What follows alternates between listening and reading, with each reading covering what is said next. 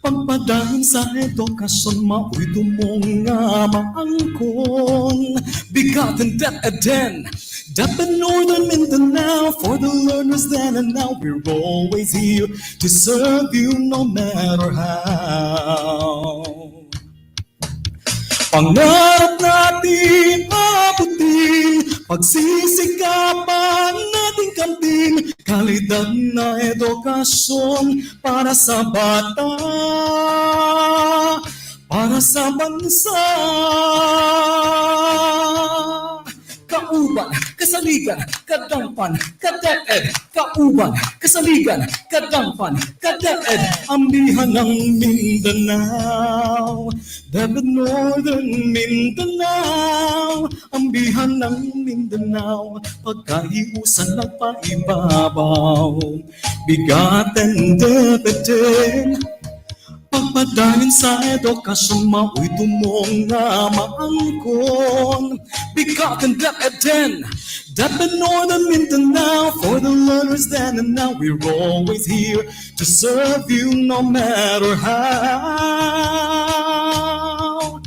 Pangarap natin abutin, pagsisikapan nating kamting kalidad na edukasyon para sa bata, para sa bansa. DepEd Northern Mindanao, ambihan ng Mindanao. BigaTEN DepEd, BigaTEN DepEd.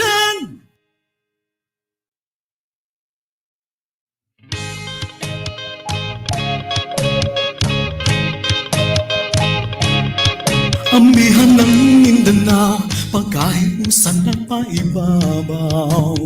BigaTEN DepEd, pagpadayon sa edukasyon, mao'y tumong nga maangkon. BigaTEN DepEd Northern Mindanao, for the learners then and now. We're always here to serve you no matter how. Pangarap natin abutin, pagsisikapan nating kamting kalidad na edukasyon para sa bata, para sa bansa. Kauban, kasaligan, kadampan, kadeped. Kauban, kasaligan, kadampan, kadeped. Ambihan ng Mindanao, DepEd Northern Mindanao. Ambihan ng Mindanao, pagkaiusan nagpaibabaw. BigaTEN DepEd, pagpadayon sa edukasyon, mao'y tumong nga maangkon.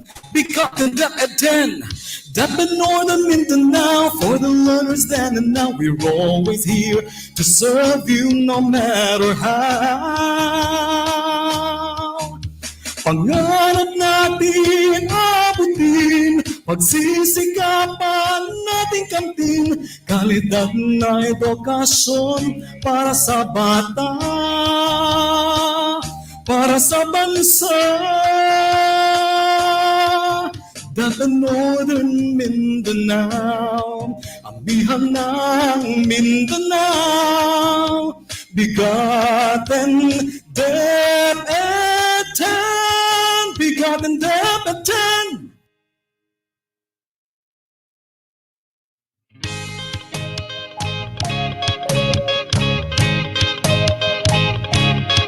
Ambihan ng Mindanao, pagkaiusan nagpaibabaw. BigaTEN DepEd, pagpadayon sa edukasyon, mao'y tumong nga maangkon. BigaTEN DepEd Northern Mindanao, for the learners then and now. We're always here to serve you no matter how. Pangarap natin abutin, pagsisikapan nating kamting kalidad na edukasyon para sa bata, para sa bansa. kauban, kasaligan, kadampan, kaDepEd, kauban, kasaligan, kadampan, kaDepEd, amihan ng Mindanao, DepEd Northern Mindanao, ambihan ng Mindanao, pagkahiusan nagpaibabaw, BigaTEN DepEd, pagpadayon sa edukasyon, mao'y tumong nga maangkon.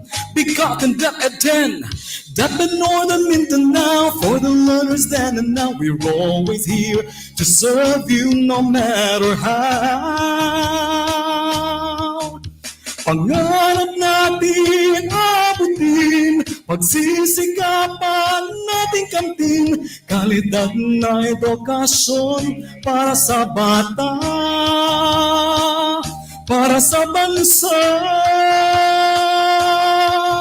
DepEd Northern Mindanao, ambihan ng Mindanao, BigaTEN DepEd X, BigaTEN DepEd X.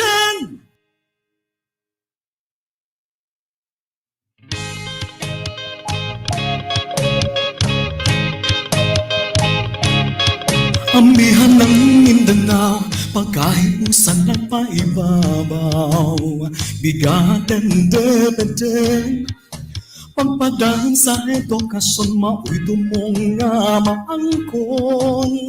BigaTEN DepEd, DepEd Northern Mindanao, for the learners then and now, we're always here to serve you no matter how. Pangarap natin abutin, pagsisikapan nating kamtin, kalidad na edukasyon para sa bata, para sa bansa. Kauban, kasaligan, kadampan, kaDepEd, kauban, kasaligan, kadampan, kaDepEd, ambihan ng Mindanao, DepEd Northern Mindanao, ambihan ng Mindanao, pagkahiusan nagpaibabaw, BigaTEN DepEd, pagpadayon sa edukasyon, mao'y tumong nga maangkon. BigaTEN DepEd, DepEd Northern Mindanao, for the learners then and now, we're always here to serve you no matter how. Pangarap natin abutin, pagsisikapan nating kamtin, kalidad na edukasyon para sa bata, para sa bansa. DepEd Northern Mindanao, ambihan na Mindanao, BigaTEN DepEd, BigaTEN DepEd.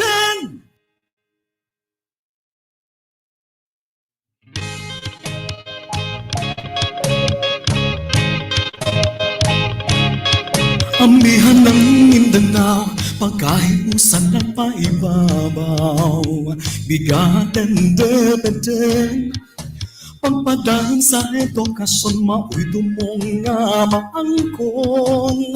BigaTEN DepEd, DepEd Northern Mindanao, for the learners then and now, we're always here to serve you no matter how. Pangarap natin abutin, pagsisikapan nating kamtin, kalidad na edukasyon para sa bata, para sa bansa.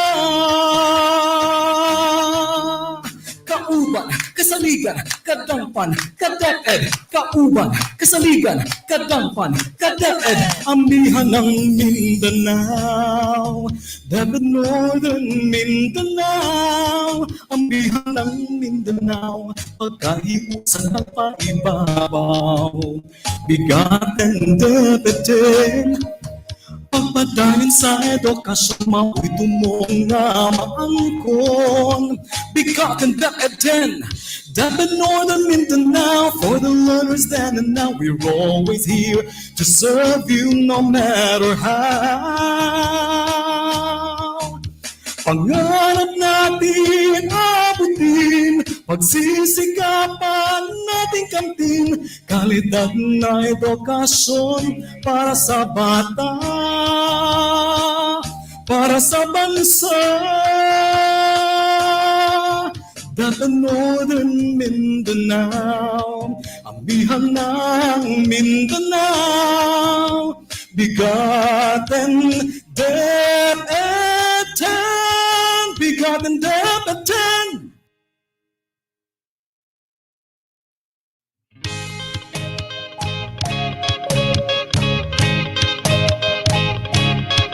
Amihan ng Mindanao, pagkahiusan ng paibabaw. BigaTEN DepEd X, pagpadayon sa edukasyon, mao'y tumong nga maangkon. BigaTEN DepEd X, DepEd Northern Mindanao, for the learners then and now. We're always here to serve you no matter how. Pangarap natin abutin, pagsisikapan natin kamtin, kalidad na edukasyon para sa bata, para sa bansa. Kauban, kasaligan, kadampan, kadeped. Kauban, kasaligan, kadampan, kadeped. Amihan ng Mindanao, DepEd Northern Mindanao. Amihan ng Mindanao, pagkahiusan ng paibabaw. BigaTEN DepEd X, pagpadayon sa edukasyon, mao'y tumong nga maangkon. BigaTEN DepEd X, DepEd Northern Mindanao, for the learners then and now. We're always here to serve you no matter how. Pangarap natin abutin, pagsisikapan natin kamtin, kalidad na edukasyon para sa bata, para sa bansa. DepEd Northern Mindanao, amihan ng Mindanao. BigaTEN DepEd X, BigaTEN DepEd X.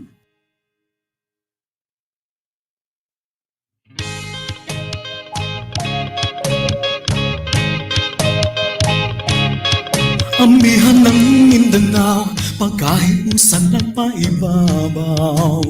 BigaTEN DepEd X, pagpadayon sa edukasyon, mao'y tumong nga maangkon. BigaTEN DepEd X, DepEd Northern Mindanao, for the learners then and now. We're always here to serve you no matter how. Pangarap natin abutin, pagsisikapan natin kamtin, kalidad na edukasyon para sa bata, para sa bansa.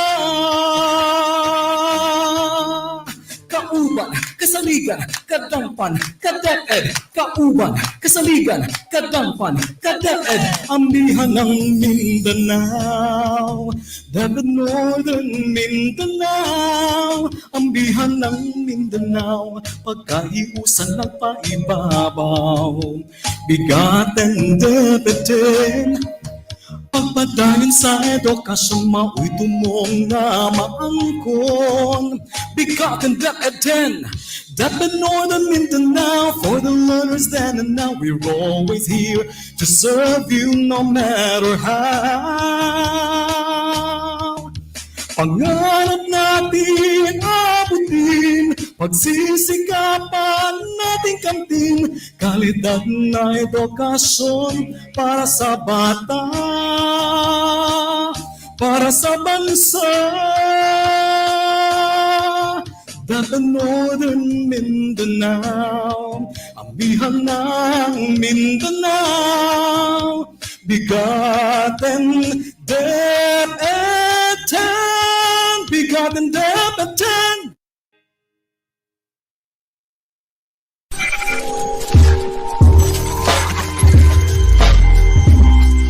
RX Adobe, the Learning Continuity Plan of DepEd Region 10.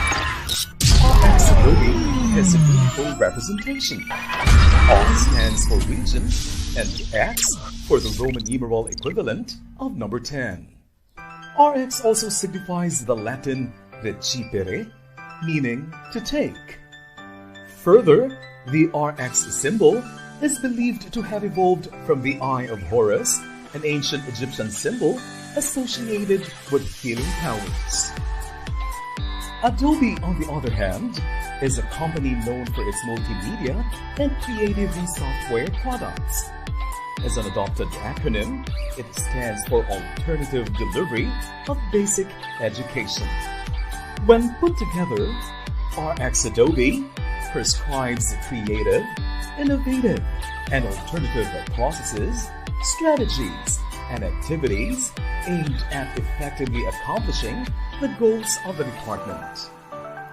In crafting this learning continuity plan, named RX Adobe, the office underwent scenario planning, which included data-driven analysis of the strengths, weaknesses, opportunities, and threats in the delivery of its services. Featured in RX Adobe are the different learning modalities such as face-to-face, distance learning, blended learning, apprenticeship, and homeschooling. It emphasizes readiness on technology, teachers training, parents' role in distance learning, and stakeholders' support. RX Adobe further highlights well-developed curriculum, improved learning environment, upskilled teachers, and responsive multi-stakeholder cooperation as underscored in the department's Sulong Edukalidad program. RX Adobe is DepEd Region 10's latest innovative program to deliver effective and efficient services, implement policies and standards, yield best learning outcomes, ensure excellent employees' performance through continual improvement, and sustain customer satisfaction. RX Adobe, Region 10, Alternative Delivery of Basic Education.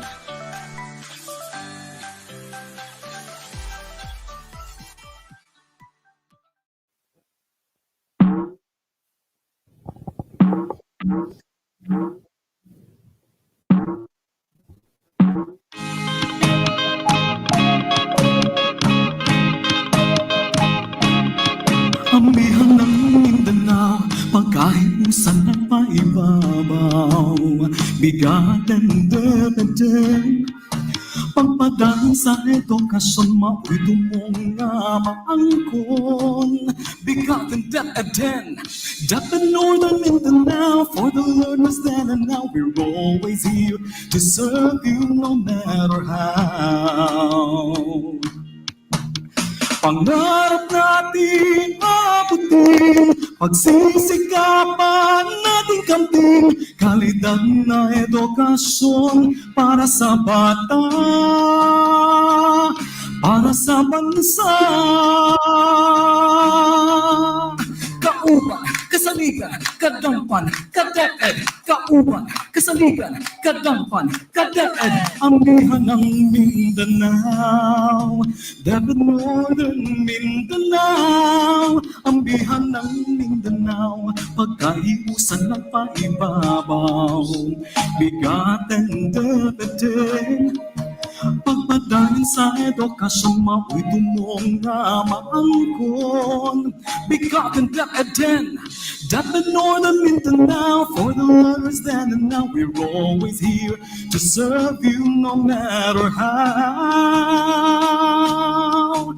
Pangarap natin abutin, Pagsisikapan nating kamtin kalidad na edukasyon para sa bata,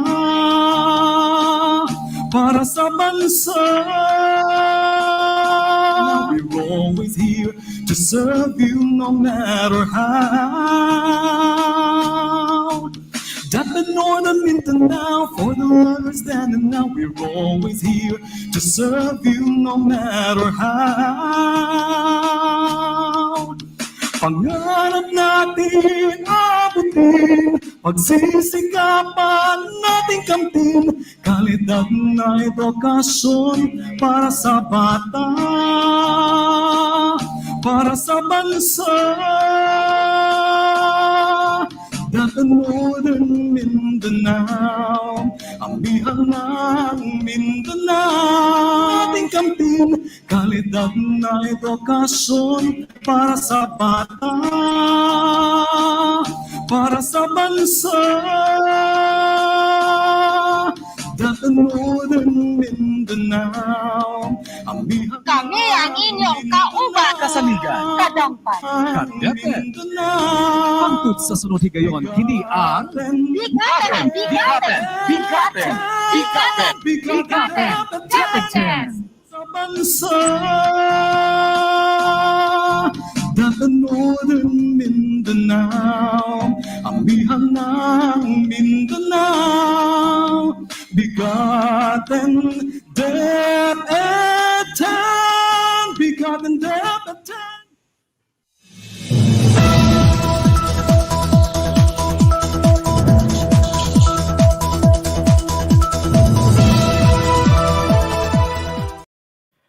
Maayong adlaw kanatong tanan. Ako si Ramon Gonzalez Abrera, aka ka-DepEd Paulo, ang inyong Public Affairs Unit Lead Officer.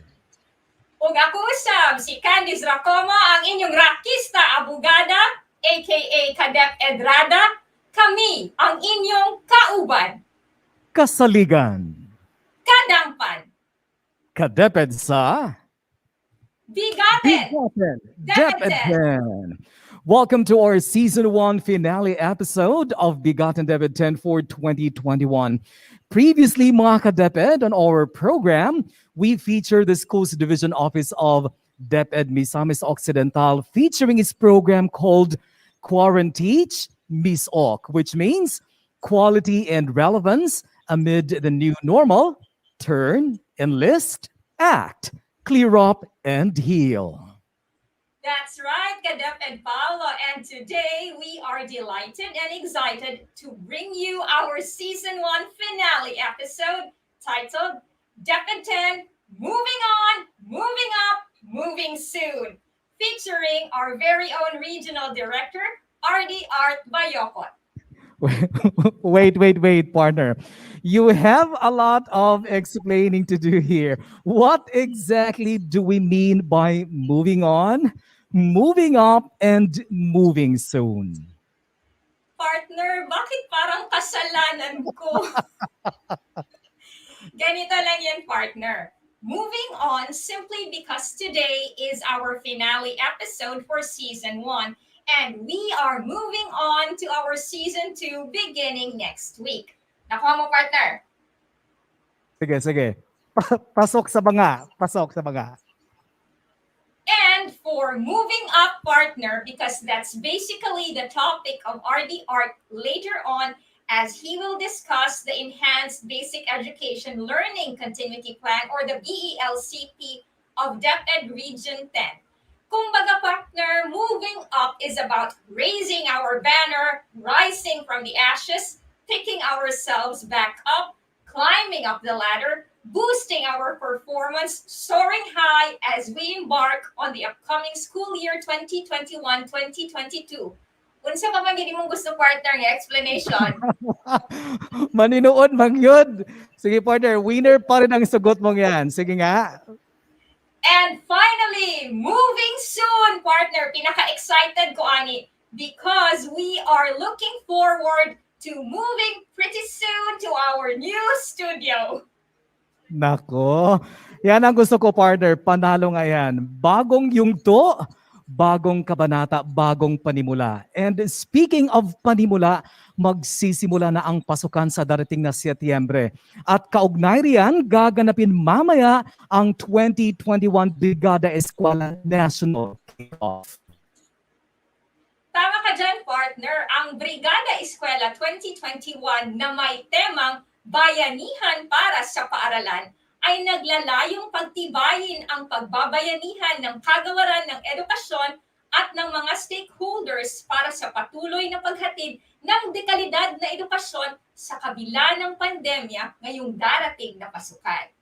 Tama ka dyan, Kapartner Narada. Ang National Kick-Off Ceremony ay gaganapin ngayong araw na ito sa pangunguna ng SDO Tagum City ng DepEd Region 11 mamayang alas 2 ng hapon. Magkakaroon din ng sariling kick-off ceremony ang mga regional offices at schools division offices sa kanilang mga lugar. Tara na! Brigada na!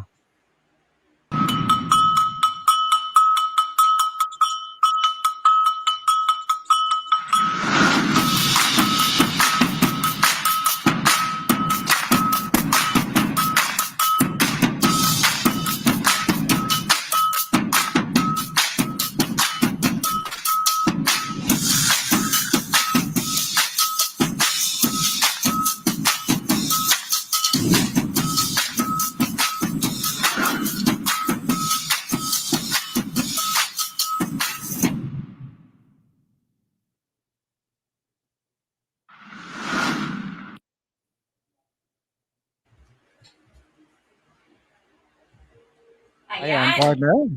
Yes, bago ko basahin to, mukhang mapapasabak tayo sa wikang Filipino ngayon. Medyo malalim yung mga nandito. Tama. Yes, partner. Ayon naman sa Memorandum Pangkagawaran bilang 46 Series of 2021, alinsunod sa itinakdang Pampanguluhang Proklamasyon bilang 1041 Series of 1997, ipinagdiriwang din natin ngayon ang buwan ng wikang pambansa. Ang pagdiriwang natin ngayon ay nakatuon sa temang Filipino at mga katutubong wika sa dekolonisasyon ng pag-iisip ng mga Pilipino. Ito ay naglalayon na ilaan ang Agosto bilang lunsaran ng mga pagpupunyagi sa kasaysayan ng bansa at ng mga wika. Tama ka dyan, Kadepedrada. At bilang pakikiisa natin sa pagdiriwang na ito, meron tayong inihandang ilang katanungan para sa ating mga kadeped. So, dapat handa na kayo mga kadeped ha. Ang makakakuha ng tamang sagot ay mananalo ng limpak-limpak na papremyo na ibibigay sa atin ni Direk. Di ka ni Kapartnerada. Pero maghanap tayo ng mga sponsors, ika nga. Okay, so handa na ba kayo mga kadeped? So, susulat ko lang dyan ha. Katulad na ginagawa nyo na pag nag-greet kayo. Yeah. Sa comment section. Yeah, pwede nyo ilagay yung mga sagot nyo dyan sa comment section. At iti-take note niya ng ating staff kung sino yung ipa-flash sa screen kung sino yung makakakuha ng tamang sagot. Sige. Para sa unang katanungan, eto. Sinong dating Pangulo ang pumirma ng proklamasyon bilang 1041 at nagdeklara ng buwanang pagdiriwang ng buwan ng wikang pabansa tuwing Agosto? Sige nga, uulitin natin ha yung tanong. Uulitin natin yung tanong. Sinong dating Pangulo ang pumirma ng proklamasyon bilang 1041 at nagdeklara ng buwan ng pagdiriwang ng buwan ng wikang pabansa tuwing Agosto? Tingnan nga natin yung mga kadeped natin kung talagang nakatutok sila ha. Meron ba? Kung wala sa kanila, di tatanong natin yung staff natin. kung alam nila yung sagot, partner. Meron ba nakakaalam? Sige. Hear it na. Ay, hindi po. Hindi po si Manuel Quezon. Hindi po. Sige, hear it pa po. Tingnan natin ha. Diyos dado makapagal. Higher. Ulitin natin yung tanong. Sige.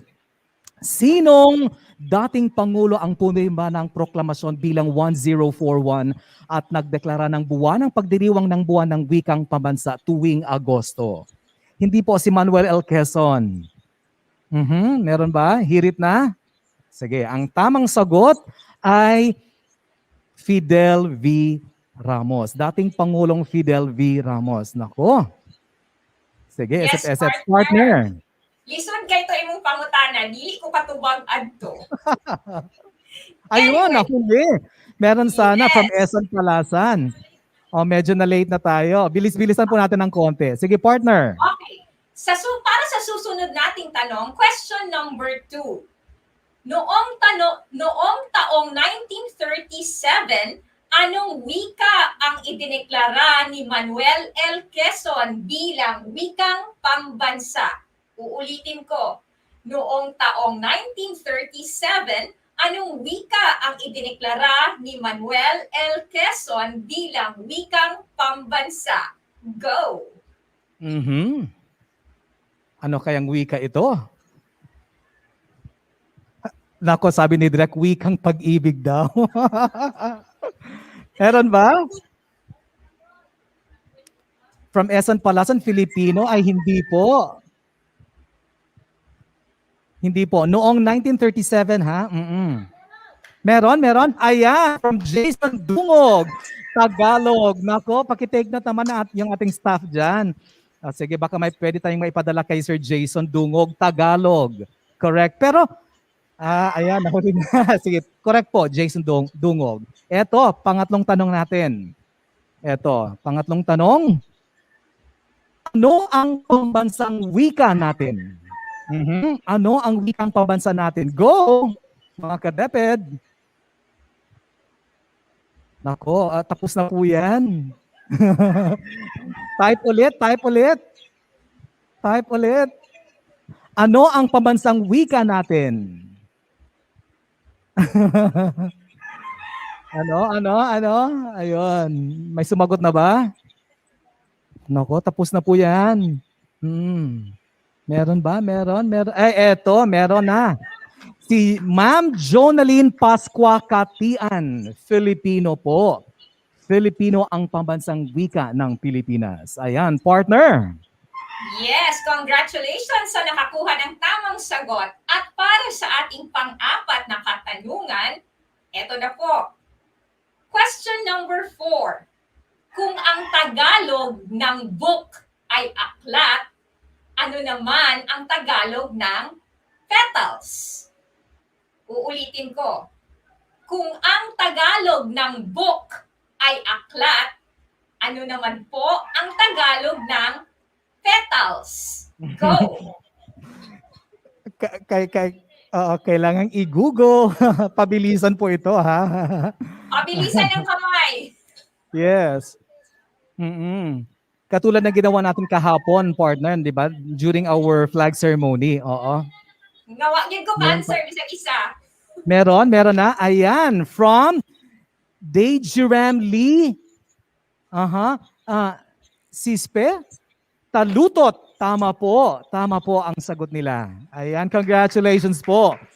Ayan, at bilang panghuling katanungan po natin, eto. Partner, kasama ka dyan, partner, ha? Yung buong staff natin kasama. Sagutin ang bugtong na ito. Bumili ako ng alipin, mataas pa sa akin. Isang salita lang po ang sagot dyan. Sagutin ang bugtong na ito. Bumili ako ng alipin, mataas pa sa akin. Sige nga. Alipin daw ng pag-ibig, sabi ni Direk. May sumagot na ba? Sagutin ang bugtong na ito. Bumili ako ng alipin, mataas pa sa akin. Anino? Nako, hindi po. Ayan.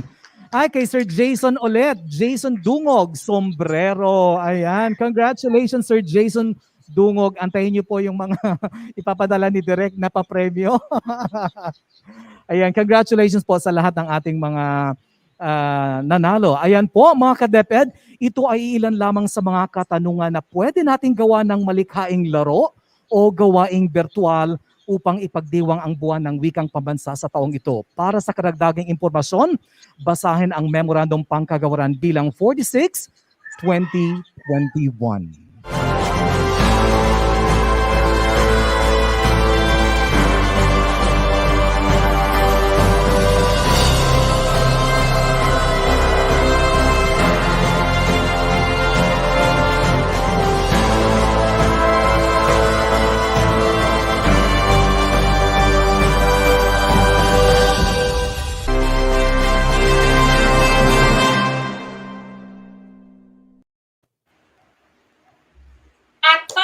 po sa bahagi ng ating programang For the Win, DepEd Norman, ang Misamis Occidental Dance Sport Team ay wagi sa 2021 Asia Cup Taipei Open Championship. Panoorin po natin ang balitang ito mula sa Eagle News Net 25. Samantala, nagwagi ang Department of Education o DepEd Misamis Occidental Dance Sport Team sa 2021 Asia Cup Taipei Open Championship. May detalye si Nicole Bazar. Nagwagi ang Department of Education o DepEd Misamis Occidental Dance Sport Team sa 2021 Asia Cup Taipei Open Championship. Ang team na binubuo ng mga mag-aaral mula sa Aluran at Jimenez districts ay nakakuha ng 4 na gold medals, 4 na silver at 1 bronze sa nasabing kompetisyon. Mula sa Aluran district, tinanghal si Franessa Denise Sanita bilang gold medalist sa cha-cha, silver medalist sa jive at bronze medalist sa samba. Nakuha naman kapwa ni Mirbian Bandala at Zachary Radam ang 5th place sa cha-cha at sa samba. Mula sa Jimenez District, tig-isang gold medal ang natanggap ni Rislyn Joyce Frugalidad sa waltz, tango at quick-step. Tig-isang silver medal naman ang nakuha ni Ian McLeanard Ramo sa waltz, tango at quick-step. Naka-6th place si Saishi Amber Nib Uy sa cha-cha, samba at jive at naka-9th place si Jimboy Policarpio sa Latin dance. Mula rito sa Misamis Occidental, para sa Eagle News, says Nicole Bazar, will live in interesting times. Ayan, marami pong salamat sa Eagle News ng Net25. Galing naman. Congratulations, DepEd Misamis Occidental. Partner? At meron pa, ka-DepEd Paulo, uulitin ko eto ka-DepEd Paulo, kung si Heidelin Diaz ay napanalunan ang gintong medalya sa Tokyo Olympics, panalo rin tayo dito sa BigaTEN DepEd 10. Team wagi tayo, hindi tayo team sawi. Hindi matatawaran, partner, ang pagod at sipag ng ating BigaTEN DepEd 10 Creative Force, kasama na syempre ang pagpupursige at epektibong pamumuno ni RDR, katuwang pa ang 14 na sangay ng Rehiyon 10 na nagpakitang gilas sa pagpresenta ng kani-kanilang programa, proyekto, inobasyon at marami pang iba. Siyempre, sangayon ako diyan ka-Depedrada. At ang tagumpay natin ito sa BigaTEN DepEd 10 ay utang natin sa lahat ng ating support staff sa regional office at 14 schools division offices, mga stakeholders, at sa ating mga masugid na taga-subaybay, ang ating mga ka-DepEd live viewers.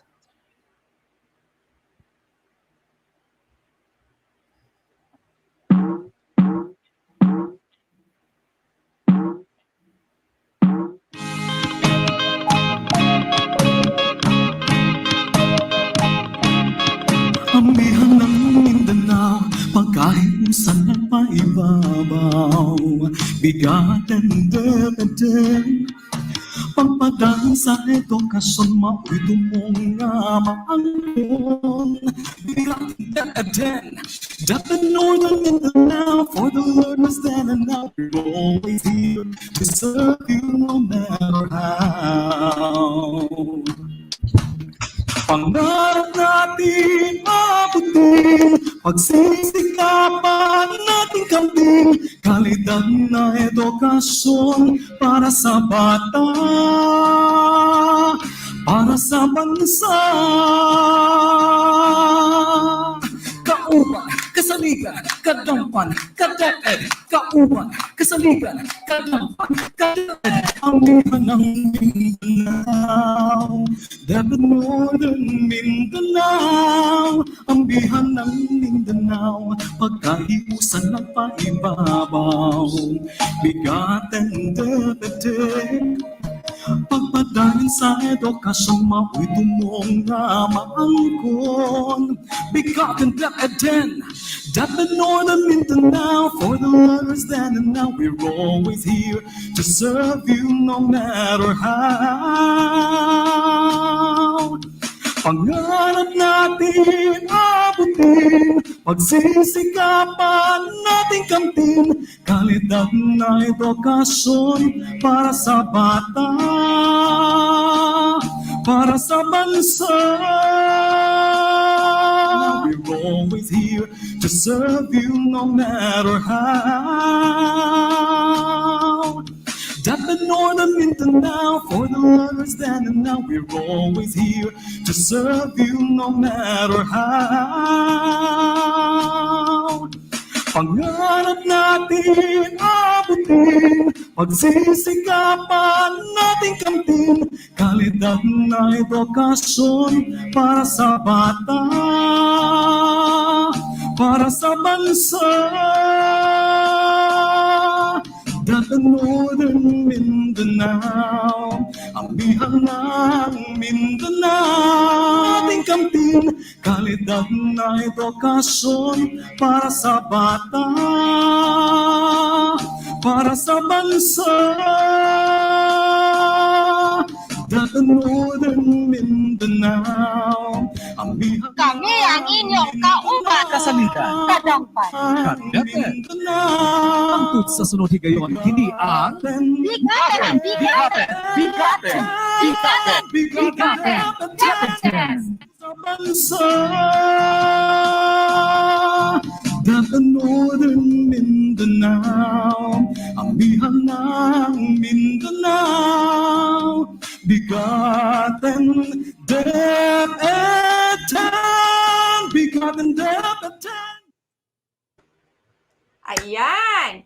Kaya mga ka-DepEd, bilang sukli namin sa inyong pagtangkilik mga ka-DepEd, pagsisikapan pa naming lalong pagbutihin ang aming pagtatanghal sa pag-uumpisa ng BigaTEN DepEd 10 Season 2 sa August 10, featuring the Curriculum and Learning Management Division of our very own regional office. Partner? Tama. At eto pa, partner, panalo rin tayo sa pagbabalik ni ARD Victor G. De Gracia Jr., who was on official leave for 6 months.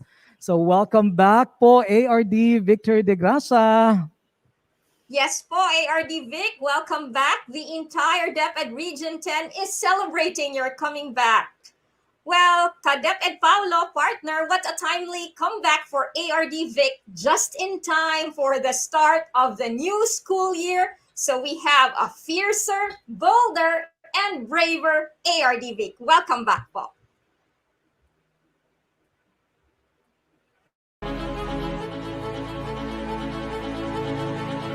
Makauman nato si Regional Director, Dr. Arturo B. Bayocot.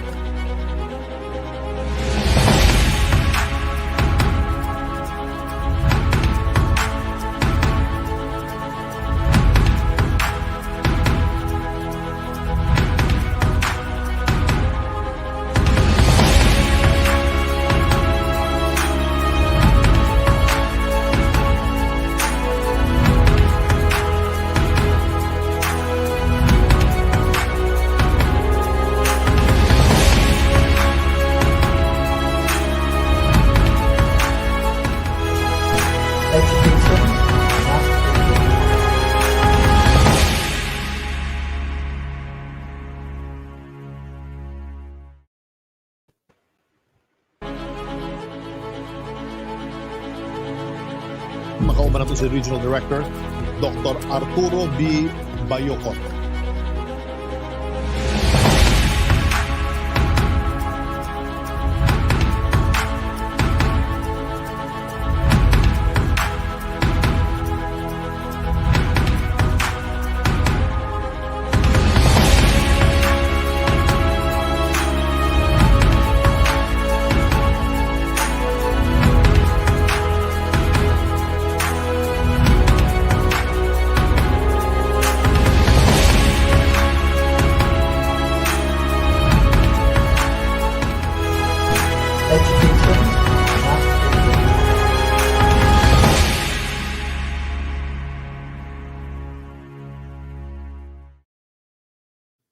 Ayan po, partner. At sa ating pagpapatuloy, tampok natin ngayon ang isang panauhin na hindi na kailangan pa ng mahabang pagpapakilala, partner.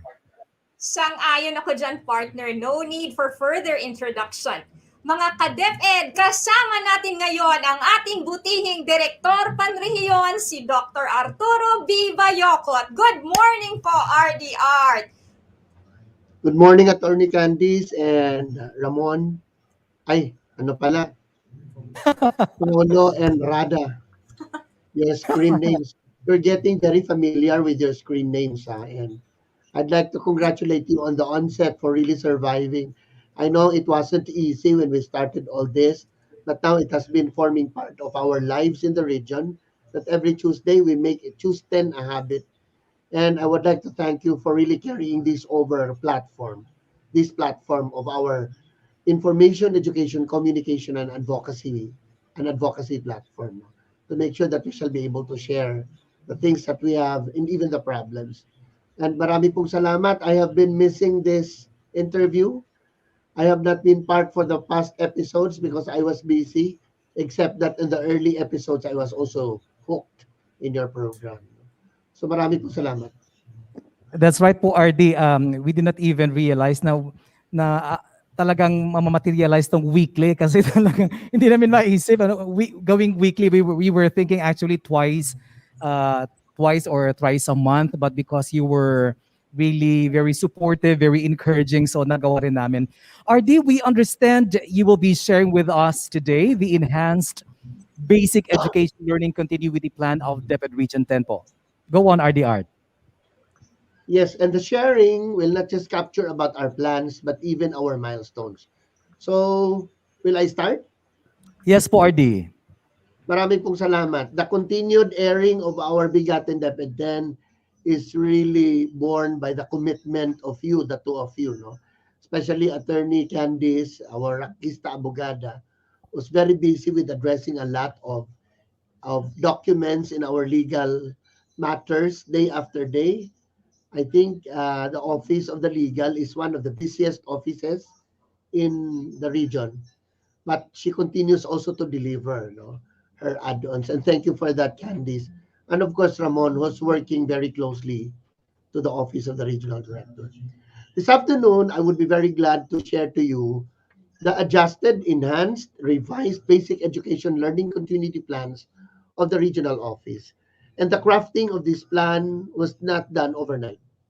It passed through a lot of analysis, arguments, making sense of data, and this does not capture only the information of the regional office proper.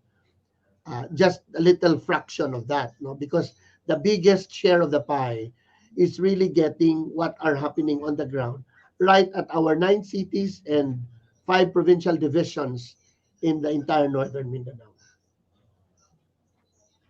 So guys, speak us.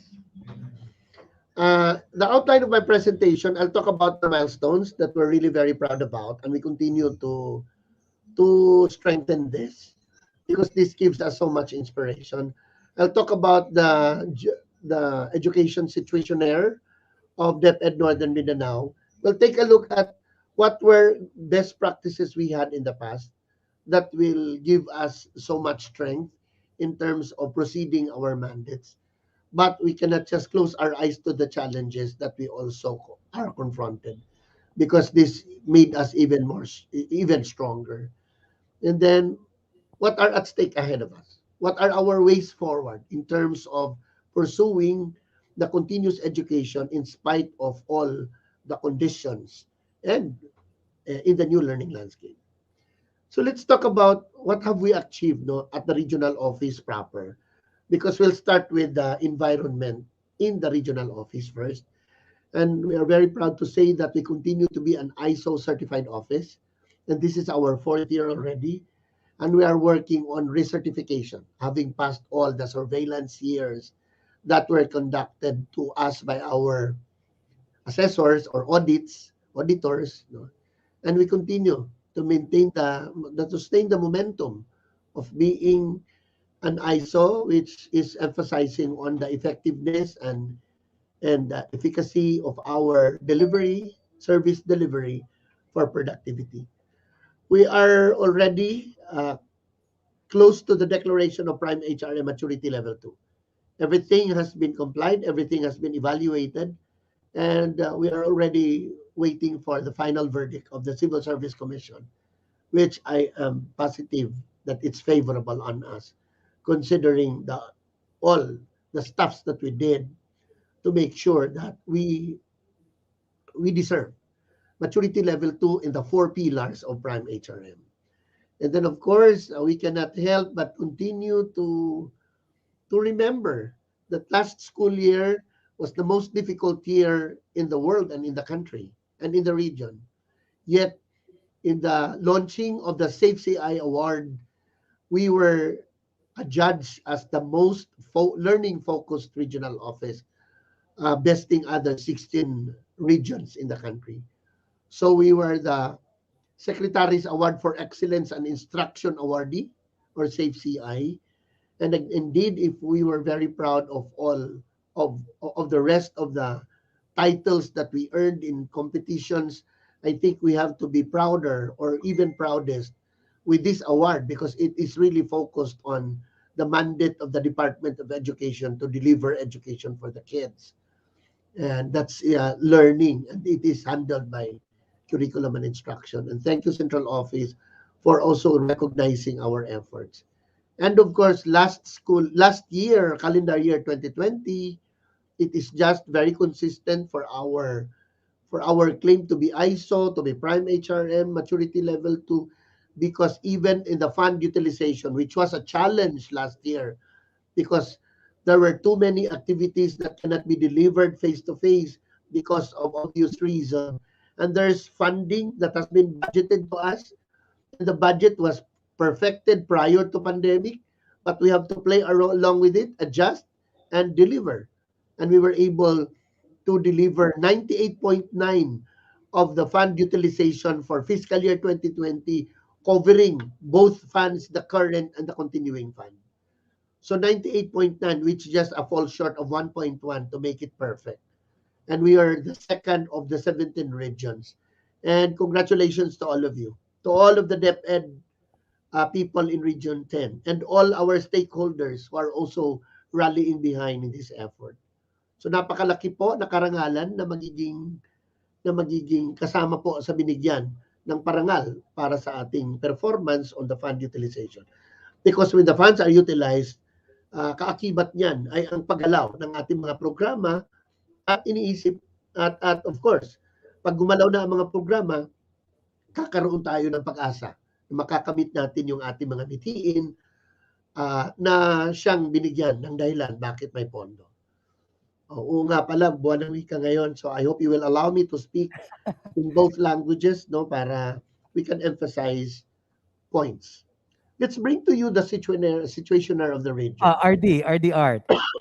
Before you continue po, RD, if I may just ask, RD, especially for Save CI, it's really a big accomplishment. Hindi po madaling abutin yan. What do you think contributed to the achievement of all these success, RD? Ang dami pong indicator sa Save CI search, no? At una talaga, pinakamalaking indicator is really the education delivery. And the education delivery has been recognized as far as Region 10's performance. And this is so because there is really collaboration. I really was a witness how we evolved from preparation to planning to implementation and even to do some monitoring and progress monitoring and evaluation. At the start, we were groping in the dark, but we were able to find the light. And even in the Regional Development Council with the rest of the agency directors, especially NEDA on the lead, binigyan tayo ng maraming pagkakataon to present our side, to present our situations and scenarios. At dito po, nag-uumpugan na at they were competing to be able to put in their help, resources to us para magkaroon tayo ng magandang sitwasyon kahit nahihirapan. So I would say one credit is really because of the collaboration that we did, and it has gotten so much or the best of the expected help and resources. No? And of course, our conscientious doing of our mandates. Leadership is essential. I'm not saying leadership only in the region. Each and every one of us is a leader, especially our superintendents in the divisions, our principals at schools, our teachers who are also leaders with the learners. So if you look at the leadership in the different levels of governance, napakahalaga po yun as a success indicator why we were able to achieve what we have achieved.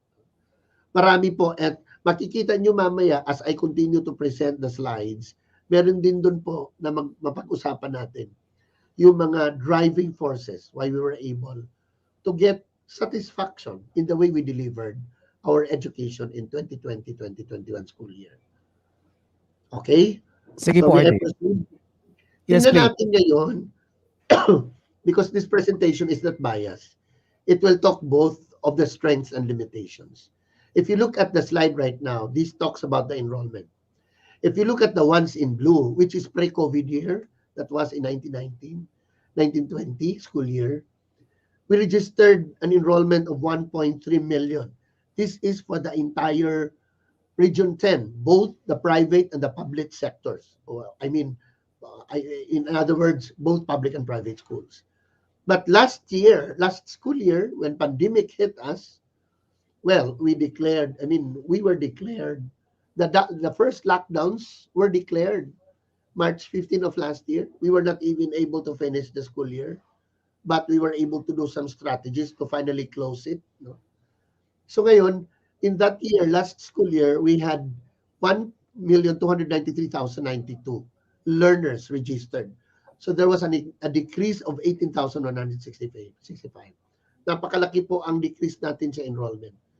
But I think that is expected due to a lot of limitations that was brought by the pandemic. And of course, the crisis or that threat on our health. And this time, we also would like to show to you that we are projecting of 1,331,885 students that will be registered para sa pasukang ito. And these are based on our targets or projection. Our projection is based from the early enrollment that we did, and of course, the carryover data from one grade to the higher next grade level. So we're hoping to be able to hit a 1.3 enrollment, both in public and private. And if you would like to see the breakdowns at the right, which is a table that shows disaggregated data for the different divisions, so you see, for example, just to highlight Bukidnon in pre-COVID year, 303,255. But during the COVID school year, we have 295,826. So there was a decrease. But we are still hoping to bring it to 304,701 this year. I would really say that the coming school year is a much better school year than last school year. I'm certain of that. So I hope we'll be able to meet our target. So you could see all these disaggregated figures in our divisions of Bukidnon, Cagayan, Camiguin, El Salvador, Hingo, Giligan, Lanao, Malaybalay, Misamis Oriental, Misok, Oroqueta, Osamis, Tangum, and Valencia. So let me proceed. Let's try to break down the enrollment of the public and private. This is very good information so that we would know the strength of the sectors in terms of capture. Now, last pre-COVID, last school year when COVID was still not there, our private school students is 1,126,928. Sa public pala to. This is for public. And then we have increased it to 1,134,487. So you might be amazed that last year we did not decrease our enrollment in the public schools.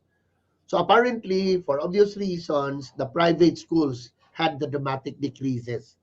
But part of this, really, there is migration from private to public schooling so that our enrollment also has increased even more. And we are targeting this school year of 1,168 only in public schools. And these are the demands.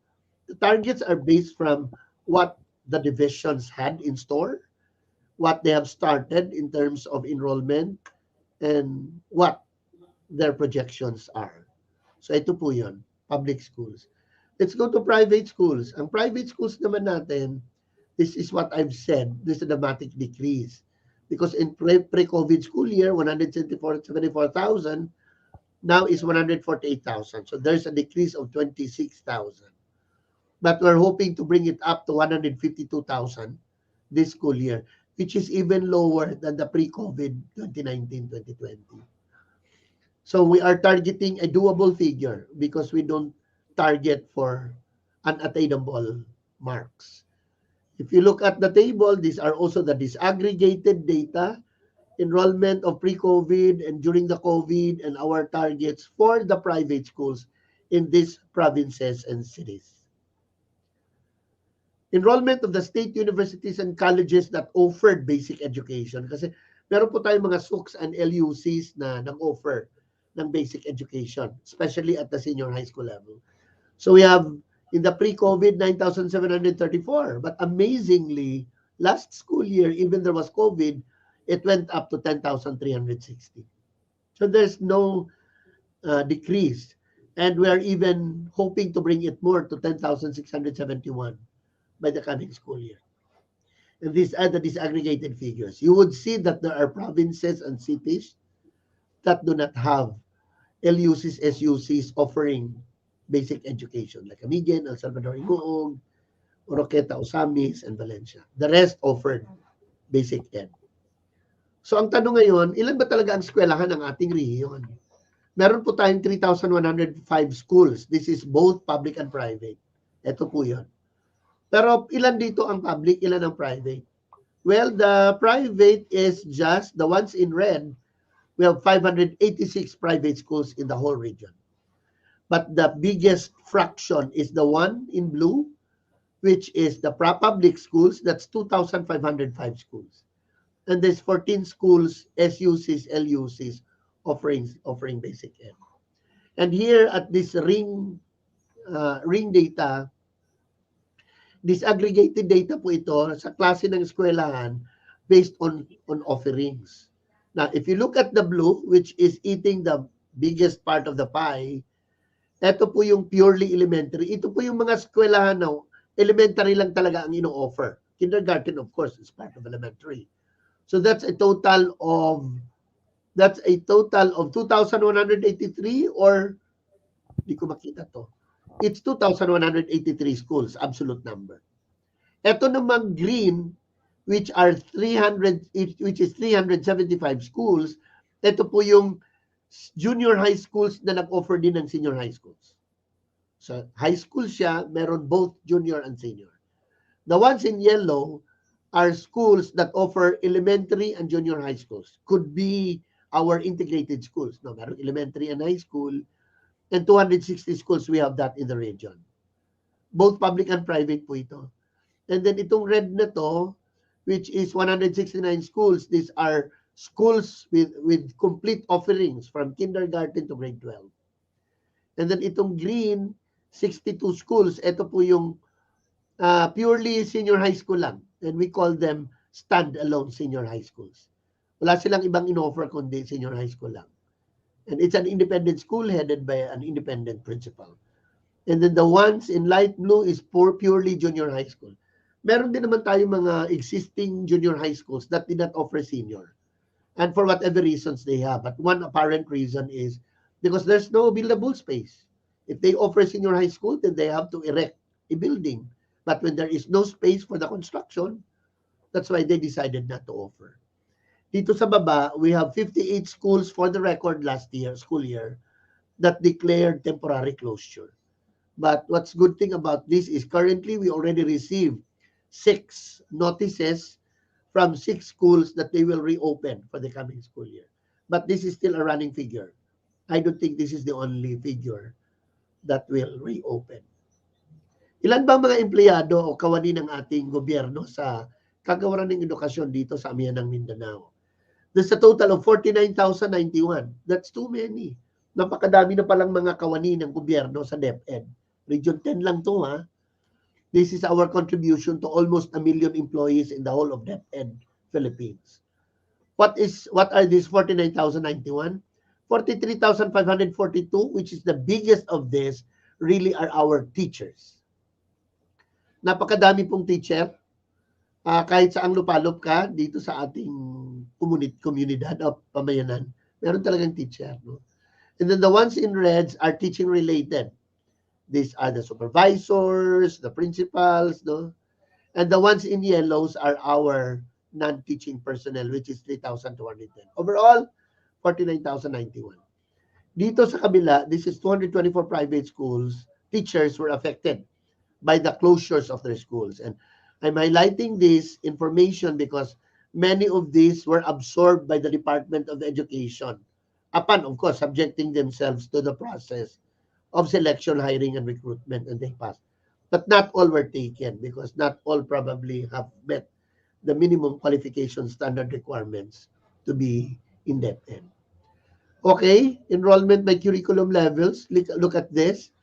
The ones in red, ito po yung junior high school, 399, 678. The ones in blue, which is eating the largest, is the elementary, both public and private. Ito naman, in yellow, ito yung senior high school. Curriculum years kasi ang tawag natin dito, curriculum levels. So for example, itong blue na 745,881 students ito, elementary students, 711,000 of that are enrolled in the public schools and 33,000 are in the private elementary schools.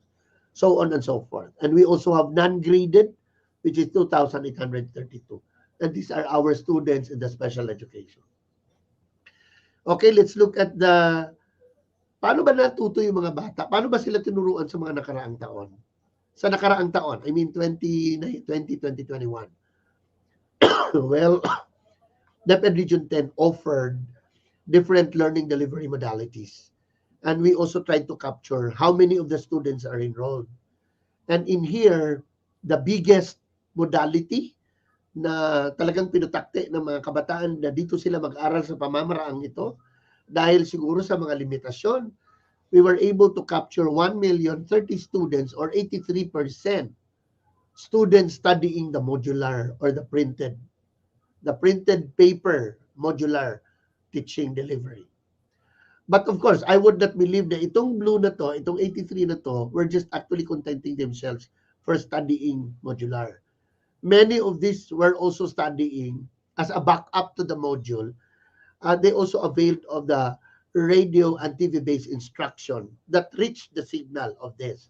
But we did not specify the figures of this blue on our radio and TV kasi they were not officially enrolled on the TV and radio-based instruction. Officially enrolled sila sa modular, but that did not deprive them from, of course, studying lessons through TV and radio broadcast. Kasi marami pong lessons na hindi matutunan kung walang audiovisual backup. Pero itong blended, combination talaga to, and they were officially enrolled in combinations of modalities. And then the online, ito talaga ang pinakamaganda sanang pamalit natin sa face-to-face, but because of logistical problems and inadequacies, there were only 50,000 students, 431 that enrolled in online. Kasi kailangan dito internet connectivity, the gadget, electricity, and all that. And modular, digitized, we have 42,209. Our radio-based instruction, solo, talagang radio ang kanilang major modality, and karamihan nito ay galing sa Tangub City and Oroqueta, but more of the Tangub. That's 18,970.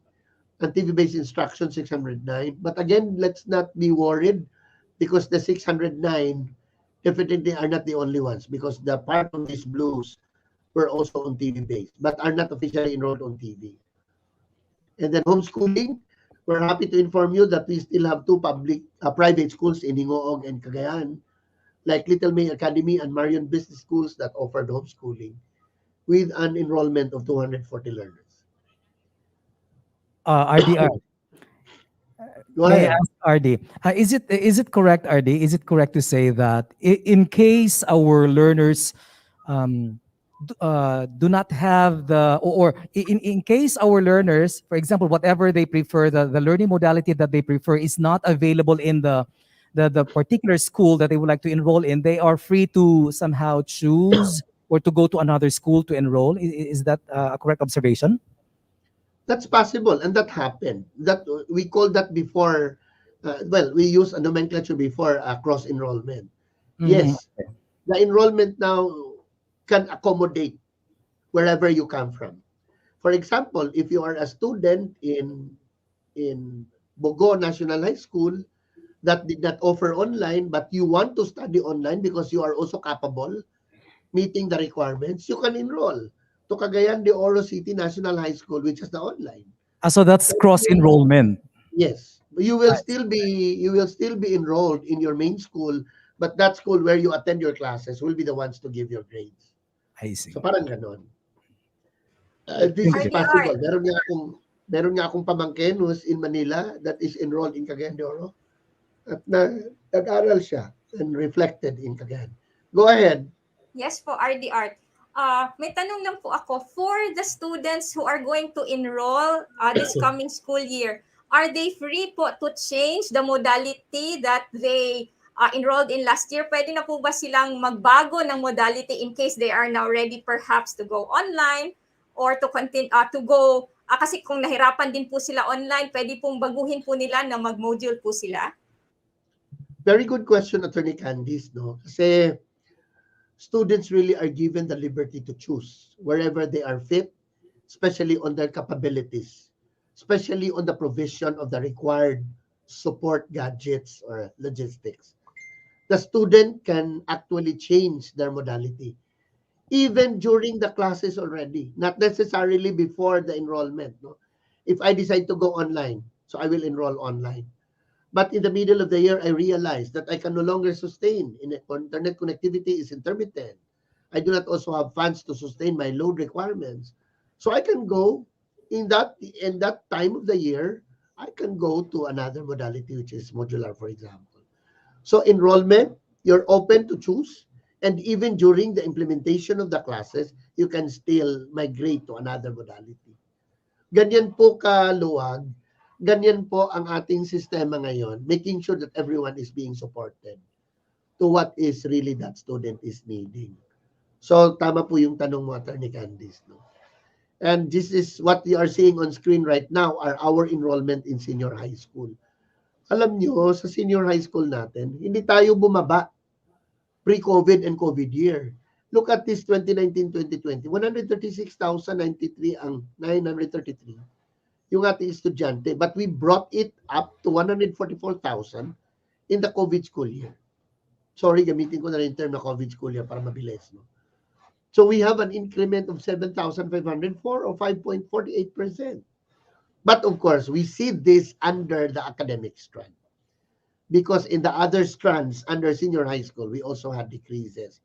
Like in the textbook track, arts and design, sports, comparing these two school years, the pre-COVID and the COVID, we registered decreases. But apparently, total, we have increments even at the senior high school level.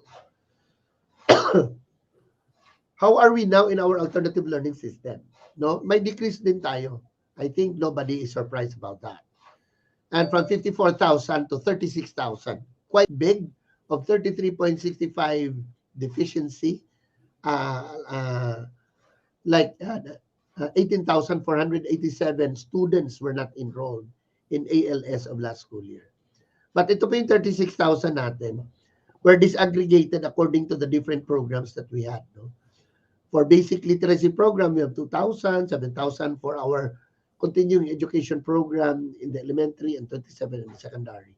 These are our A&E tutorial classes before they will be subjected to the accreditation and equivalency test. Sorry. And then, may I show to you the inventory that we did on the self-learning modules that we used for the last school year. Well, we had a total of 163,643,982 SLMs or modules that are still reusable, recyclable, because our users, our students, used them very carefully, especially grade 4 to grade 12. They were using test booklets and answer sheets, and they didn't answer right at the module because we really impress upon them that we will need them in the succeeding school year because we still don't know when this COVID is going to stop. So the total modules that we have reproduced last school year from first to fourth quarter is 112 million. And 163 of that, or 68.59, sorry, baliktad. 112 million is our recyclables. And from the total reproduced modules last year of 163 million, 112 are recyclable, so 68.59%. And this is broken down according to quarters, like 61, 69%, 75, 72, and beside it are the absolute numbers. How many of these modules were reproduced and were used and can be reused. Ayun po yun. So 68.59. So kaya sabi ko, this is going to be a much better year. Hindi katulad dati na talagang nagkandarapa tayo before classes open to ensure that modules will be available for the kids in distance learning. At least kahit papano ngayon, meron tayong ready recyclables of 68.59%. Pero ang konti lang talaga nito, konting-konti lang talaga ay ang kindergarten grades 1, 2, and 3. Kasi yun talaga ang ginamit ng mga bata. Doon sila sumulat, di sila gumawa ng answer sheet. Kasi alam mo naman sa kinder 2, 3 or the key stage 1, there are illustrations, pictures, drawings that students really have to write on where the drawings are. So kaya ano nangyari. In our effort to transition from module to digital learning, we really have to provide tablets. Ramon, may I speak to you that if we cannot really finish presenting this, we'll have the second portion probably in the next Tuesday in the interest of time. I don't know if we still can cope with this, but let me see. For the tablets, these are very important. Hindi po siya tablets as in tambal, no? These are the electronic tablets that our students can use of, which is the lighter version of a laptop, no?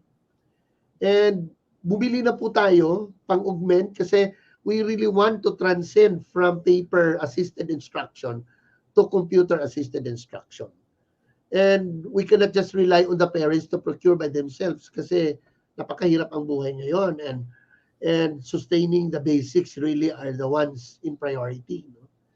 Kailangan talaga pagkain muna. So ito, ang investments natin, the ones in red or 6,024 tablets were purchased already by our special education fund under the local government unit or the local school board.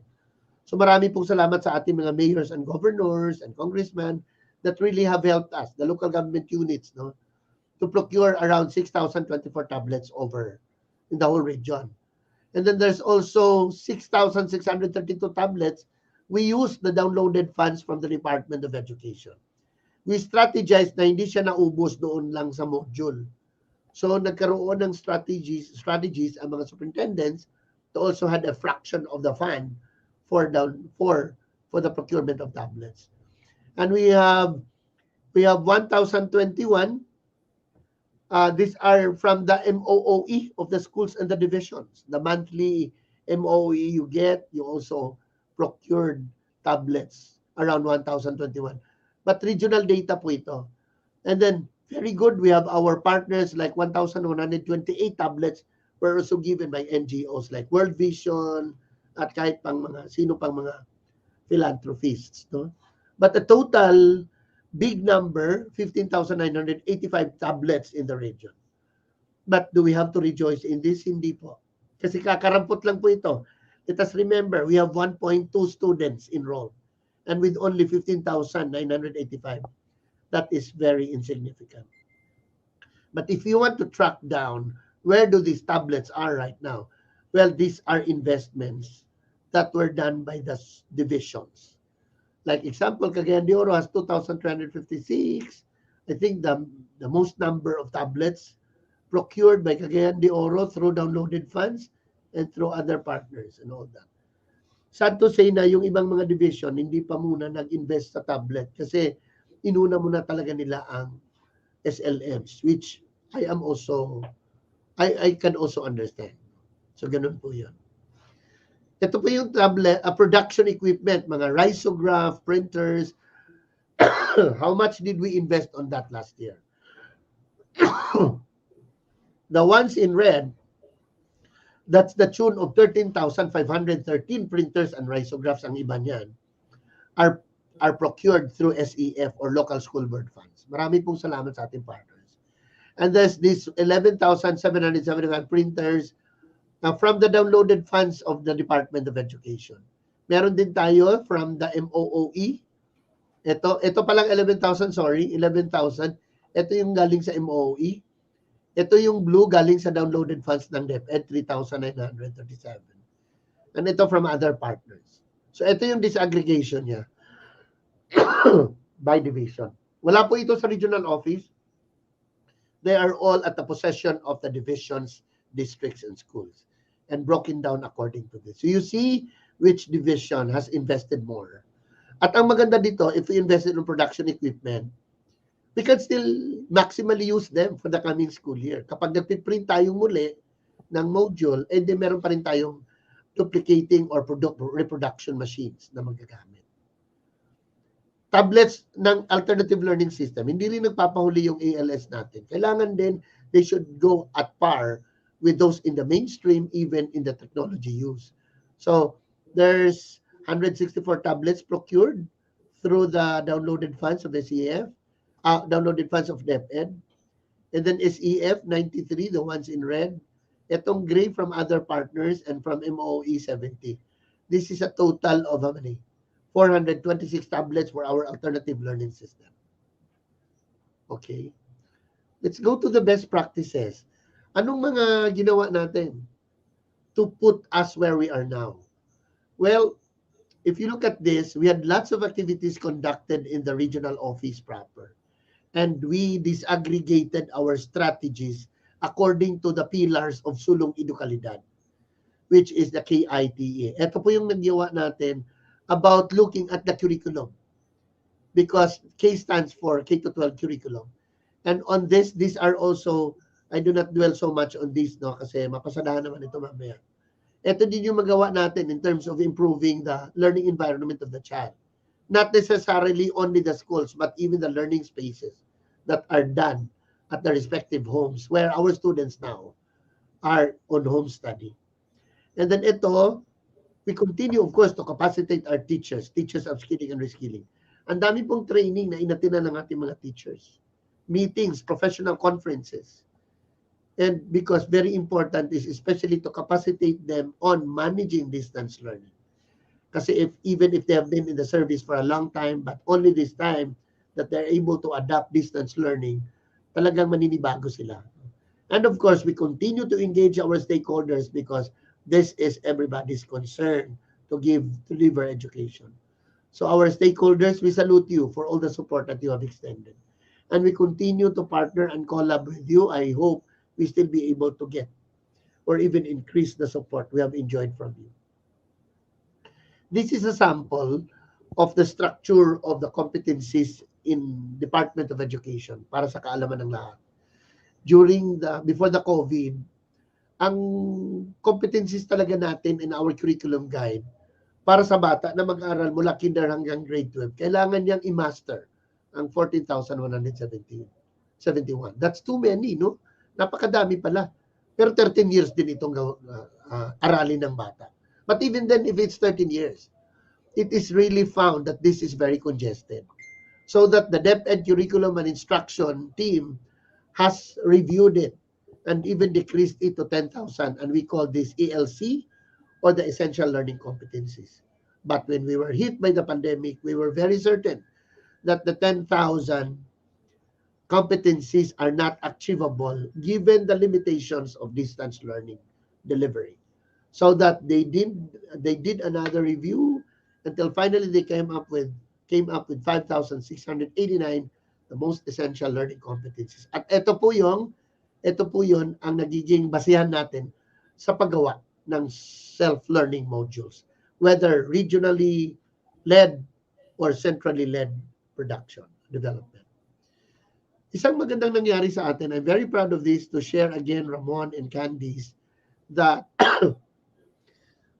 napakaganda ang nagawa natin kasi nung nahit na tayo ng pandemic, March 15 last year, March 23, nag-umpisa tayo mag-planning. Kasi nararamdaman na natin, looking at the news that are growing, that are shared like mushrooms elsewhere, on TV and radio, na palala ang pandemya, na hindi ito matigil, walang kasiguruhan. So immediately the leadership of the region, with all of us here in the regional office, convene the divisions and plan. What shall we do?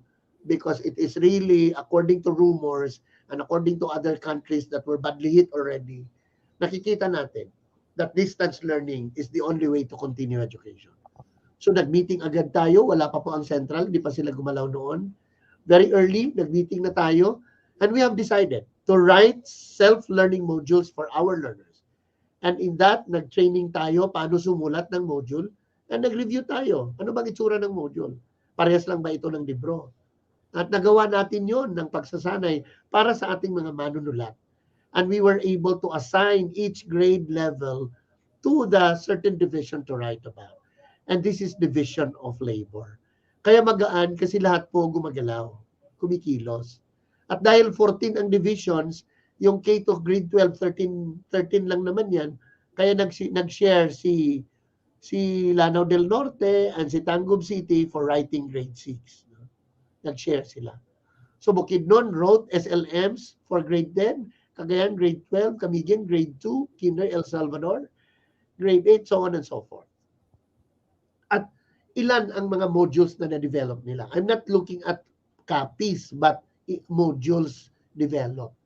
So ito yung na-develop nila. Ang Bukidnon was able to write 313 SLMs of grade 10 following the MELC or the MEL. Ito yon 277. Bakit hindi parehas? Kasi ang every subject naman, hindi parehas ang dami ng competency.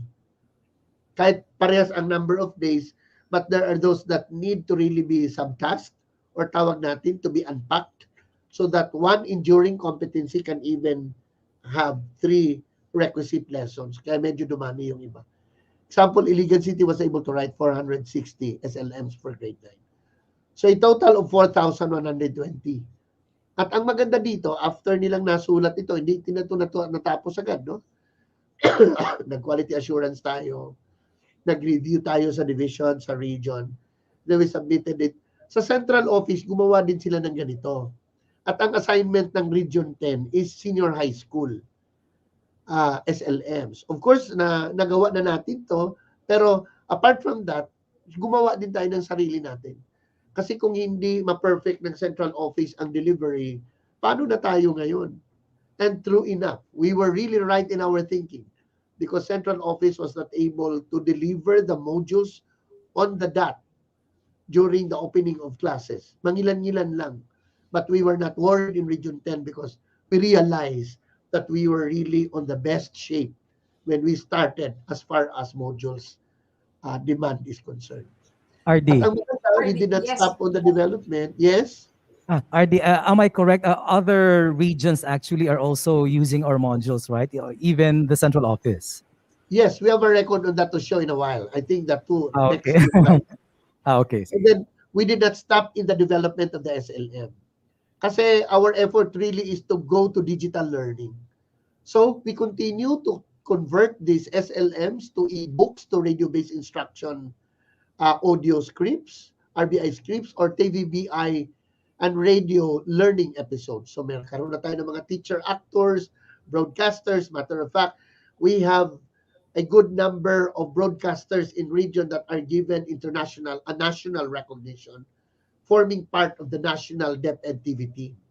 Like 11 from Lanao del Norte, there are of course from Iligan and from other divisions. No? So ganon. Pero yung 313, natapos natin ang conversion to e-books, 110, 33 ang radio learning episodes, and all that. Pero bakit hindi siya 313 lang yun talaga lahat? Because this is a work in progress. We don't have to finish it when there is no time to do it. So, continuously, anyway, meron na tayong 313 dito. At ito, maganda na rin ito. All these now are in the repository of the Department of Education Region 10. So that all teachers in Region 10 can access this through a link that will be provided only by our administrators who can access to the repository. And each division has an in-charge to do that so that it will not just also be open by anyone. Bakit hindi natin talaga payagan na ma-access lahat nila na gano'n na lang kadali? Kasi, alam mo naman, this is very vulnerable. Baka hindi taga DepEd ang mag-access and then they will print, reproduce, and then for sale, ibibenta. That is the hard part of that. That's why we are restricting it. But anyone who really asks for using it, we can always allow you. And just have to formalize your letter. Unfortunately, meron nga nakagamit na hindi sila sumulat sa atin. But wala na tayong magawa doon. So ganun po. And these are the things that I mentioned earlier, presented in a different manner. But we would like to emphasize more. Ito, kasi lahat ng ginawa natin, ang talagang konteksto, ang tawag dito RX Adobe. Region 10 Alternative Delivery of Basic Education. Pag sinabing RX Adobe, Region 10 talaga yan. If you talk about BLCP na ang pamagat ay Smile, Region 5 yan. So we also have our own identity. And RX Adobe is para sa akin, really fits to our condition of the time. And I think that was discussed by the video in terms of why RX Adobe. So ganito, ito yun. We also contextualize some of our own locally developed modules to the iPad education learners, because we also have 7 tribes, for example, in Bukidnon that do not speak the Bisaya. We have Visayan SLMs for our kindergarten 1, 2, 3, but we have to contextualize and translate that into the language of the Bukidnon, Manobo, at kung ano-ano pa. No? And we were able to do that in continuous efforts, 320 developed SLMs, because we are only up to giving this to kindergarten grades 1, 2, 3, and a transition to grade 7. And then learning activity sheets, meron din. And even in our Alive is Arabic language and Islamic values education. We are also implementer of Alive program or Madrasa program. So nag-convert din tayo ng para sa Mindanao, around 135, and alternative learning system of 970. That's a big number of modules developed for ALS. Ito na po yung tinanong mo sa akin, Ramon. Even the central office has asked us formally, has written us, and we approve it, that they will use our modules developed to be used in the whole DepEd Philippines. So other regions are using all this. Kasi yung senior high school applied subjects, grade 9 science, MAPI grade 10, TLE, and then AFA, grade 9 arts, sa grade, yes, and grade 9 arts, music, science, and English, and then kindergarten to grade 3 for SLMs in Sinubuan ng Bisaya. All this, ang dami nito. Sa grade 9 science MAPE, sa grade 10 TLE and AFA, sa grade 9 arts, music, science, English. Tapos the whole of kindergarten to grade 3 are being asked by central office for us to share. And of course, we allowed them. They also helped us in even quality assuring this all the more para magamit sa buong Pilipinas. At ito po yung ating pinagmamalaki na natulong natin sa buong kagawaran, hindi lang po sa Region 10. Matter of fact, yes. Yes, po. Are considering that other divisions, other regions, and some other schools are requesting for the use of the SLMs produced by our region, most especially for private schools, RDR? Ano po ang mga conditions that they have to adhere to if they would want to request the use of our SLMs po? Napakaliit lang ang kondisyon na binigay natin, because for when everybody that writes us or that wrote us, we approved it. But our conditionalities lang that they should not, of course, sell our SLMs. Kasi gawa po ito ng ating mga teachers in Region 10. Hindi pwedeng ibebenta. Number 2, hindi pwedeng mag-plagiarize sila. Kailangan they should recognize our teacher writers, our developers. They do not put a cover on top of the module and then claim it that it's in the region. They should, kumbaga, they should make a citation that these are from Region 10. Tapos, ano pa ba? Number 4, if they found some errors, because everything has never been perfectly done, if they found errors, we also have our system in terms of error correction. So they don't have to go to the media and show it kasi sila ang nakikinabang doon sa ating module. So kung may mali, kausapin nila tayo, or they will engage us or DepEd as a whole and then check it and ayusin. Ganun. So far, sa lahat ng mga nanghiram, wala namang puna na mali yung ating nagawa. It was not probably they were not probably be the best, but they were sort of error-free. Kung may error naman, baka that was just too little. Because the errors that were broadcasted on TV, hindi po galing sa atin yon. Galing po yon sa iba-ibang mga eskwelahan. Kasi meron din namang ibang initiatives, yung ibang schools and divisions outside of Region 10 that also developed their own. Caraga, for example, Attorney Candice, they really borrowed all our kindergarten to grade 3. Kumbaga, lahat ng mga Caraganon students in kinder and up to grade 3, ang ginamit nila is really those that were developed by DepEd Region 10. Zamboanga del Sur uses kindergarten to grade 12. Misamis Occidental Technological Institute Private gumamit ng buong SLMs. Nanghiram din ang ating Pagadian City Region 9 Division, Kibawi Greenland of South Academy Private, Putian Academy, Putian Technical Institute, Central Mindanao University, Mindanao Mohana Academy, and take note, they borrowed or they asked copies from all the modules of kindergarten to grade 12, all subject areas. Meron pa, Hingoog Christian College, Hingoog SDS Academy, St. Paul Academy, Umalitwong, and all that. All this, ladies and gentlemen, to include the University of Visayas that requested our SLMs develop for K-12. And there were even not recorded users of this because when I went to Amoranto Central Elementary School in Manila, Quezon City, nagsabi sila sa akin na, sir, ginamit namin yung mga modules, no? Di ko na lang sila tinanong paano sila nakakuha. But I was also happy that even our modules benefit other divisions. RD, which office approves the request for these modules, RD? The region or the central office? The approval of kung gusto nilang gumamit, manghiram, the approval is definitely in my office of the regional director. Okay. I'm very happy and honored that even central office has written us formally to use our modules and I approve the request.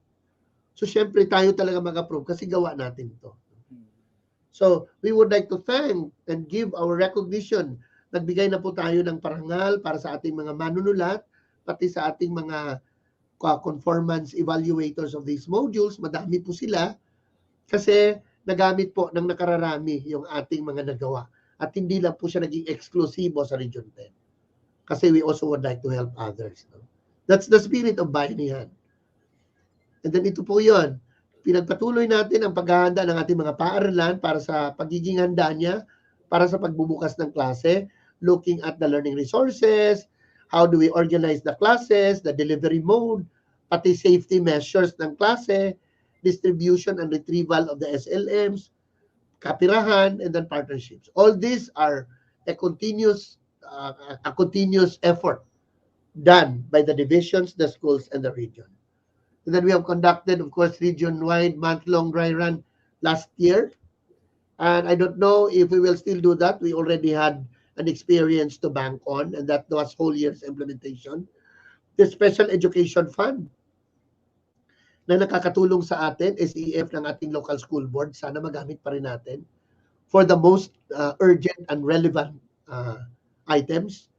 And then the 14 local TV networks and 39 local radio stations, we hope that we shall be able to renew our MOAs and MOUs with them for partnership, continued partnership. And we continue our platform to disseminate info, BigaTEN, which is now on the 18th episode, not being able to count the number of episodes in 2020. So ito yung mga pictures niya, BigaTEN episodes. Ito po yun. Napakagandang pag-usapan to. Kaya lang, kulang tayo sa oras. Just let me know if tama na to. Kasi ito yung mga practices ng mga divisions that were very inspiring, that have helped our learners learn, our teachers teach, and the schools to perform. Ito yung mga inisyatibo na ginawa ng ating mga paaralan at ating mga division. No? Example, CHADA CDO. CHADA stands for the inspiring adventure and advocacy aspiration in Cagayan de Oro City. And there are mechanics how to implement CHADA CDO. Itong ALS Bridging Camp na ginawa din ng isang division. No? Itong SLM SAF 10. Ito atin to, SLM, ang SAF is Special Action Force and 10 represents Region 10. And we're doing it. I hear kids read, and I think some of these were mentioned during your BigaTEN episodes with the division. So I don't think I have to really dwell so much on this. Except for some na gusto ko talagang paigtingin. I emphasize. I'd like to underscore TechEd Balason, which is a technology used in Balason National High School using Raspberry Pi. Napakaganda ito. Di na kailangan ng SLM na papel.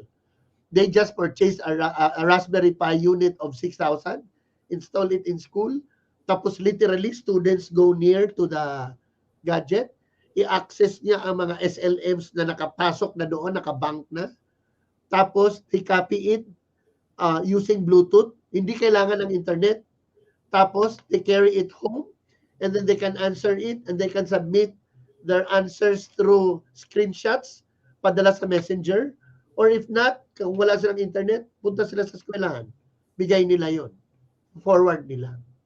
So napakaganda, and this is really a cost-saving initiative which is using the Raspberry Pi as a major platform without using the modules na kasi napakahirap.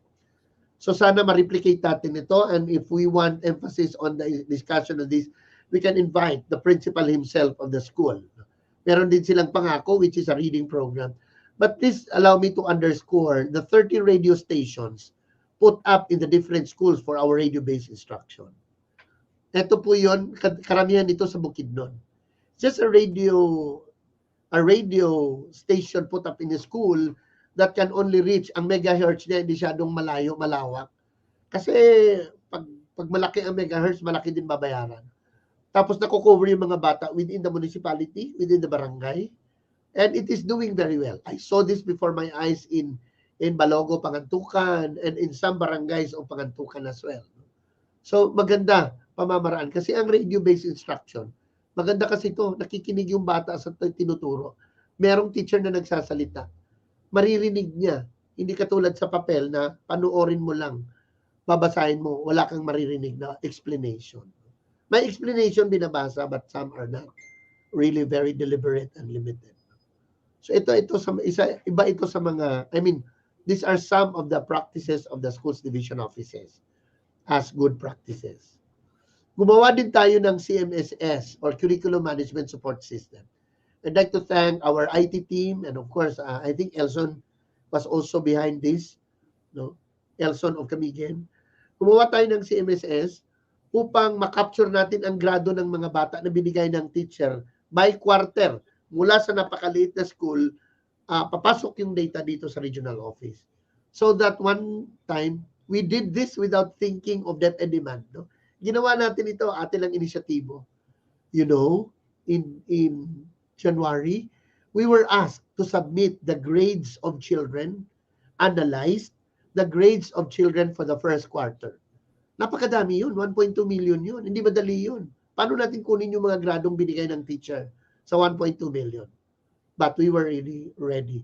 Alam niyo talagang natutuwa ako kasi marami po tayong nagawa na nauuna tayo na in the event na kakailanganin, we did not worry much. Etong curriculum management support system na nagawa natin. But what is good about that is we had records to analyze. Alam niyo sa kindergarten, ang subjects na values development, physical health, motor development, understanding the physical and natural environment, ito po yung mga high-performing yung mga bata natin sa pagkatuto sa mga lessons na to in kindergarten. Sa second quarter, language, literacy, communication, and all that, physical health, motor development, values, and consistent talaga itong values and physical health. Kindergarten lang po ito, but these are the three highest subjects na binigyan ng highest grades ng mga teachers. Pero yung low-performing subjects, ito yon, aesthetic creative development, language literacy, mathematics. and all that for quarter 1, 2, 3, 4. Ito po is average of the whole region.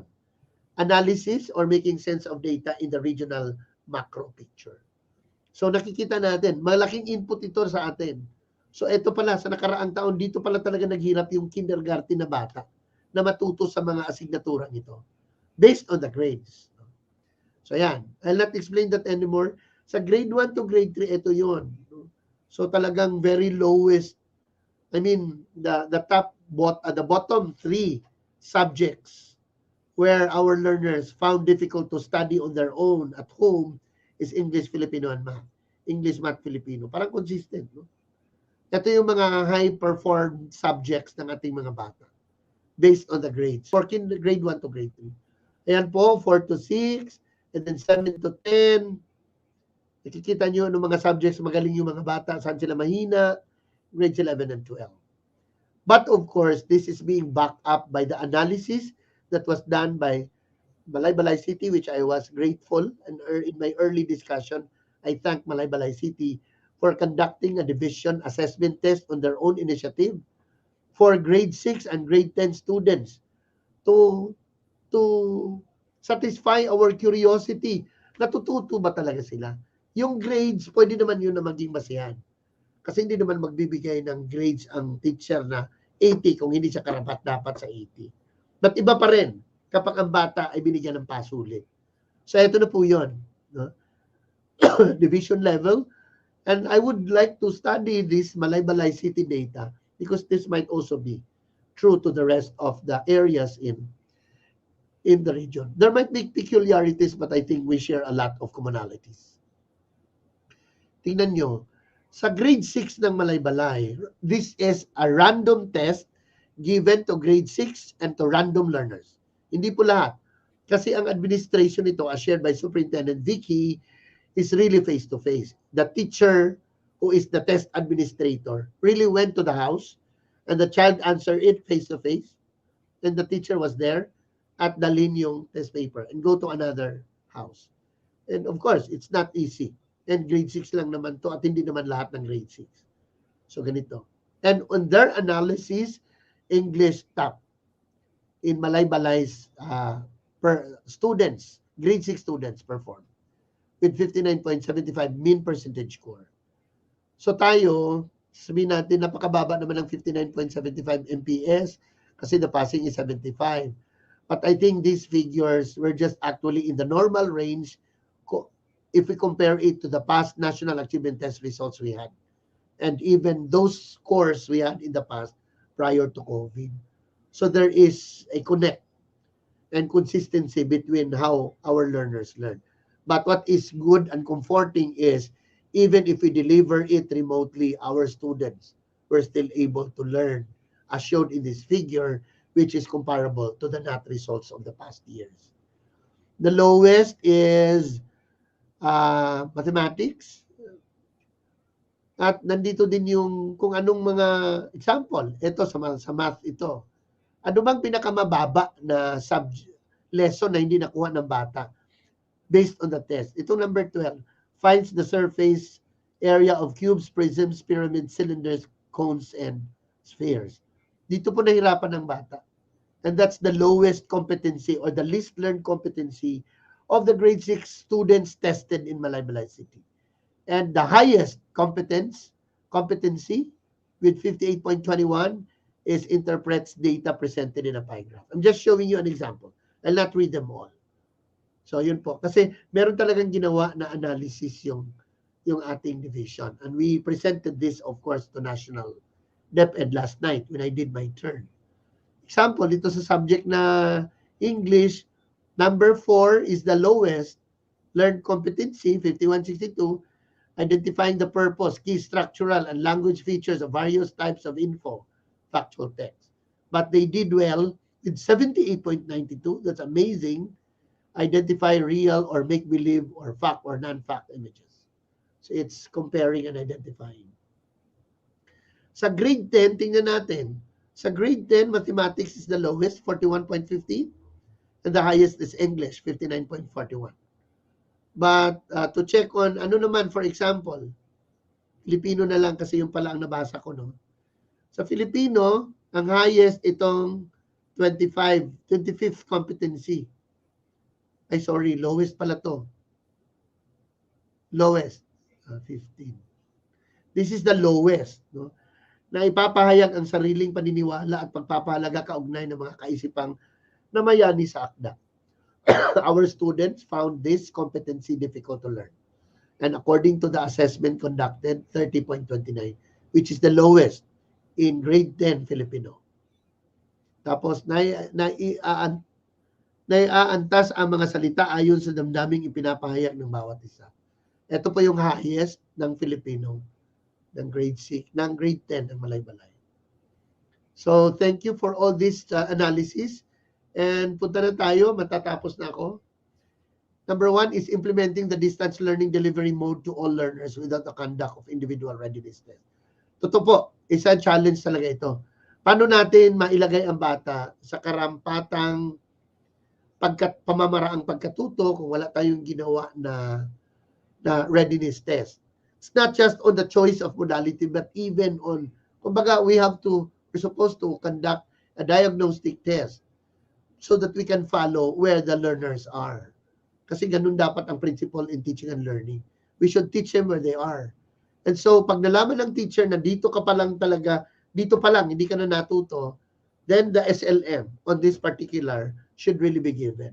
So now, we're really on the discussion already that we shall be conducting pre-test and post-test in the whole of the region for this school year 21-22 to address this problem, number 1. Second problem is inadequate, inappropriate learning resources.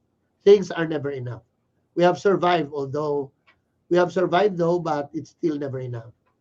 Ito, paano natin ma-ensure na natuto talaga ang mga bata ngayon? Lalong-lalo na sa pagbabasa sa ating mga kindergarten to grade 3. Very difficult. If the teacher has not met the teacher for the entire school year, then how would he know that the student is able to start learning to read? Na hindi man sila nagkita. And this continues to be a problem. Hindi naman kasalanan ng teacher. For a highly urbanized city like, for example, in Manila or in Cagayan de Oro, na bawal talaga makikipagkita dahil sa pandemya, so wala talaga tayong magawa. Limited teacher scaffolds. Ang pagtulong sa teacher sa bata. Sometimes nag-hire tayo ng LSAs or learner support aides, volunteers, no? But how can we penetrate all students now studying in the different locations? Napakalaking problema talaga yan. But this is everyone's problem. Poor learning environment in conflict with home responsibilities, o yun. Poor ang learning environment, tapos conflict pa mga trabaho sa bahay. Kahit tayo, nag-work from home. But sometimes we cannot give our best shot working from home. Kasi ang dami natin ding mga add-on work, mga household chores that we continue to perform. Lalo ba nagluluto at kung ano-ano pa, kahit naka-attend tayo ng mga virtual meetings. Excuse me. Limited progress monitoring and how to validate the learning and the reliability of learning by our students. Anong gagawin natin? Ito, these are the enrollment targets. I don't dwell on this kasi napag-usapan na natin to. We continue ang mga ways forward. Lahat ng mga training na ginawa natin for the teachers have to be continued. Example, yung training natin on by Thames International, which is tied with Singapore education, we have trained 33,000 teachers only in Region 10 for courses 1 and 2. Napakalaking tulong po, libre po ito. Kasi tinulungan po tayo ng City Savings Bank to pay for the subsidies needed. Ito naman, partnership with HEIs. I'm very happy that we really have schools that continue to partner with us in our efforts to capacitate our teachers. And in the list, we have, of course, University of Southern Philippines. Thank you.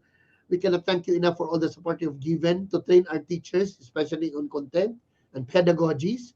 We have, of course, MSU IIT, Bukidnon State University, Central Mindanao University. These are just some.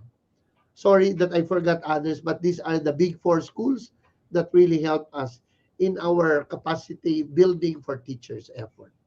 And then we continue to make our training programs, propose it to the National Educators Academy of the Philippines. Meron po tayong niluluto ngayon na ang tawag ay Project Cells or ang tawag course for executive learning and leadership in schools. And nabuo na po ang konsepto. We're just looking at the specifics and looking at who should be able to deliver this, because we do not like to deal our training na inbreeding siya. We get speakers even from outside of DepEd, from the academe, who have the expertise on this. Okay, ito po yung program na to. Ang tawag nito Project Cells. Ang features nito, we will be able to start this pag naumpisahan na natin ito, kasi ways forward ito eh. We will partner with TEIs, Teacher Education Institutions or Higher Education Institutions. And kapag na-partner natin ito, for example, ma-partner natin ito sa USTP, we will try to negotiate and comply requirements. Paano na magkaroon ng postgraduate studies units yung mga teacher natin na mag-undergo ng school head na mag-undergo ng training. This is only for school heads, no? So kailangan meron din credit unit sila sa kanilang doctoral or masteral studies, no? And we will try to approach our partner institutions for the matter. Of course, we hope that once this is already finalized, this will get accreditation from NAIAP. We're also hoping that we can engage the PRC for accreditation para naman sa karagdagang CPD credit units that are required of our school heads, especially in the renewal of licenses. Gusto namin sa regional office na magiging parte ito ng school heads promotion requirement. If you want to be promoted from P1 to P2 or school head HT1 to HT3 or TIC to HT, we are studying now that this should be a regular requirement for you to get that promotion. Of course, we want DepEd to do the conferment of this once this is already on the go. And gagawa po ang school head ng re-entry plans. Hindi po ito attend lang ng training tapos wala na. Gagawa ng re-entry plans ang school heads, and then they will implement the re-entry plans and making sure they get the desired results. And then, saka sila i-confer, saka sila ganun-ganun. And what are the courses of this? These are 5 courses. Hindi po siya isang course lang. Recalibration talaga to. Course 1 is leading strategically. Course 2 is managing school operations. Course 3 is focusing on technical teaching and learning. Course 4 is development, self, and others. And course 5 is building connection. Ilang araw to, ilang buwan to? This is a 1-year course. Of course, hindi siya 1-year course and i-schedule siya. Hindi naman araw-araw. Could just probably 5 days in one course. Depending po sa design natin. But I'm looking at 5 days per course. So distributed from January to December. Ito po yung mga nilalaman. Anong nalalaman sa leading strategically or course 1? Ito po yun. Ito yung laman ng course 2. Ito yung laman ng course 3. So pag-usapan natin ito kapag we are almost finished in the cooking of these project cells. Then partnership, Wellness Campus, we're thanking Nestle Philippines for helping us in our Wellness Campus. And sorry, there are a lot of your ways forward in the divisions that were not part of my presentation now due to the interest of time. But we always recognize your collaboration with them. Milo Philippines, and then there's peer mediation na inumpisa na, kung umpisa na po ito. Luyungan National High School in Bukidnon and Hasaan National High School in Misamis Oriental. Nagtitrain po tayo ng mga bata on peer mediation.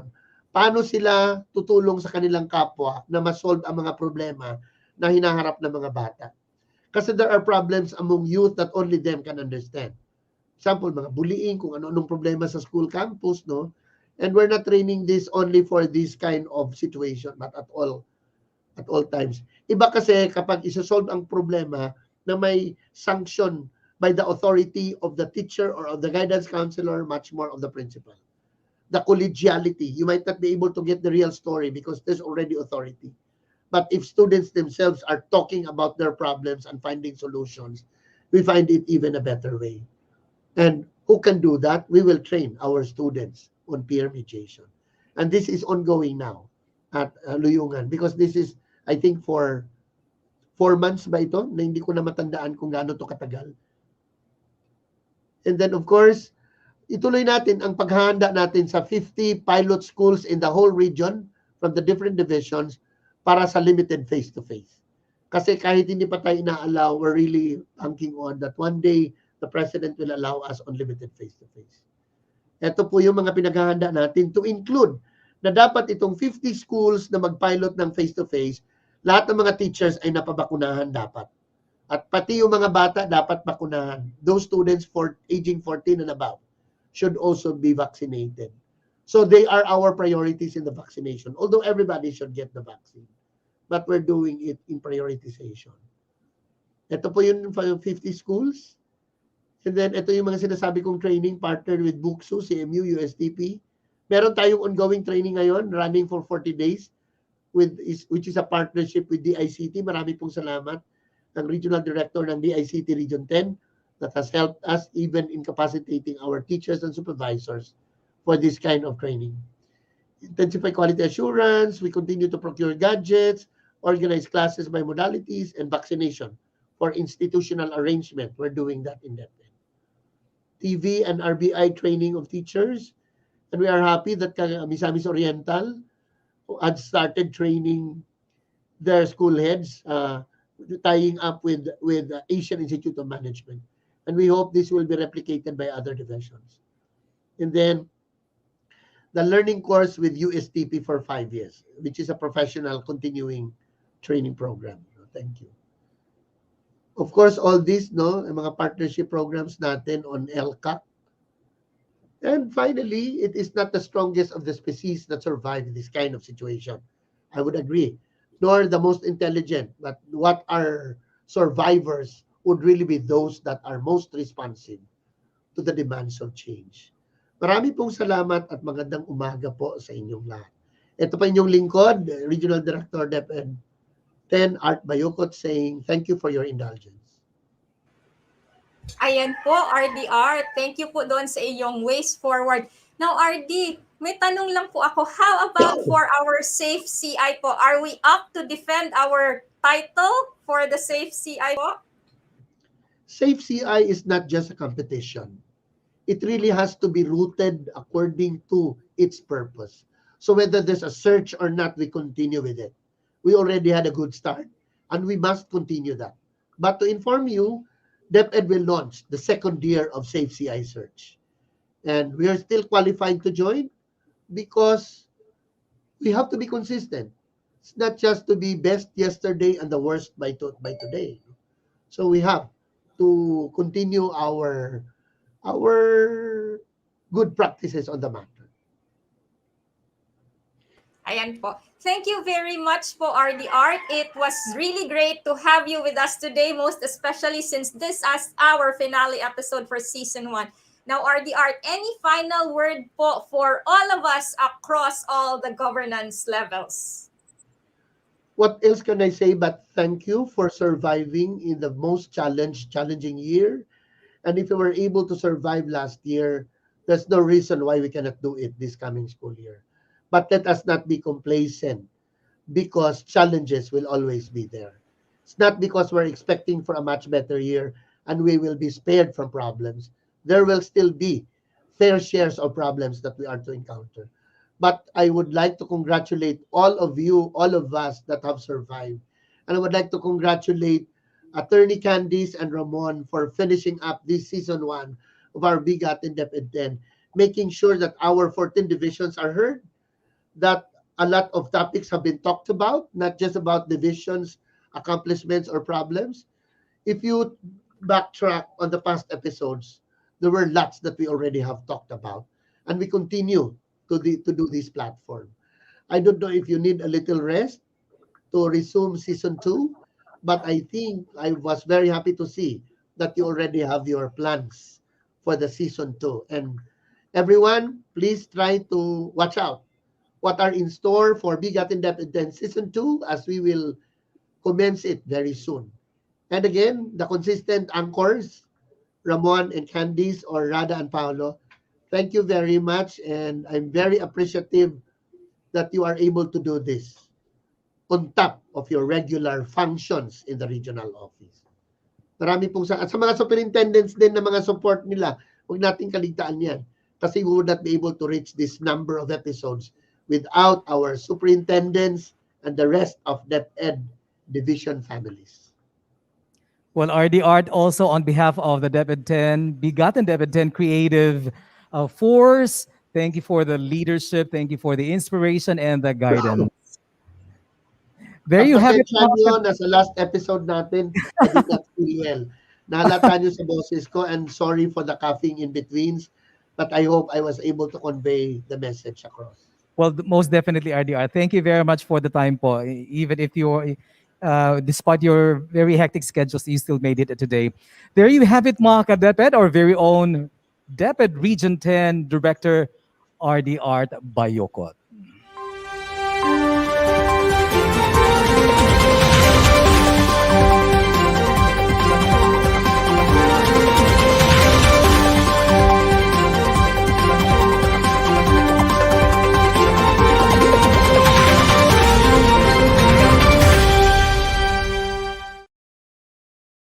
Ayan, so partner, bago yung mga issuances natin, bago yung mga announcements natin, BigaTEN shoutout muna tayo sa ating mga viewers kasi napakarami talaga nila ngayon naghihintay na kahit paano na-recognize nila. From Miss Emily Mabala Haukulan, good morning, watching from Macris, Ozamis City Division.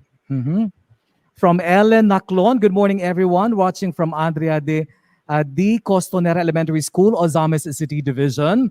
Hello din po from Langing Joy Lasay Curve. Good morning everyone, good morning DepEd. From Marivic Chavez Bulao Bano, good morning, watching from Labinay National High School, Division of Ozamis City. And from Virginia, Ogaw, good morning everyone, watching from Gases, Ozamis City Division. Partner? Yes, partner. We also have Michelle Tulin. Good morning, everyone watching from Labinay National High School from Ozamis City. Good morning po.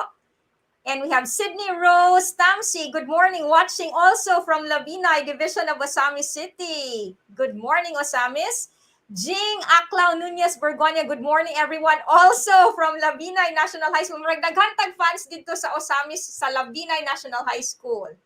And then we have Elma Alfanta. Good morning, watching from Maximo S. Laurente, also from Ozamis City Division. Daghan gipatanaw si SDS Jean karon. We have Adeline Muñez. Good morning, DepEd family, watching from Sinusa Integrated School, also from Ozamis City. Good morning po sa inyong lahat there in Ozamis. And meron pa, good morning everyone. All teaching force of Gala National High School Division of Ozamis City are watching here. O partner, daghan kayo tag mga viewers gikan sa Ozamis City. Ayan ASDS po, good morning po, Bobby, of course. ASDS Bobby, good morning po. Ayan, partner pa, from good morning, watching from Efleda. Tangub City Division.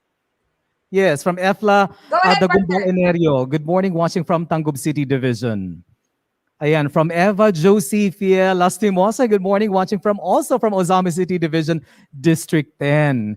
And from Roland Bautista Binayo Sumuoy. Hello, Sir Roland. Go. Good morning from Bukidnon Bullseye. Ayan po. From Cheryl Buagas Palanas. Good morning, watching from Sinusa Integrated School, Ozamis City Division. And meron pa from Lorna Penonal, watching from Tangub City Division.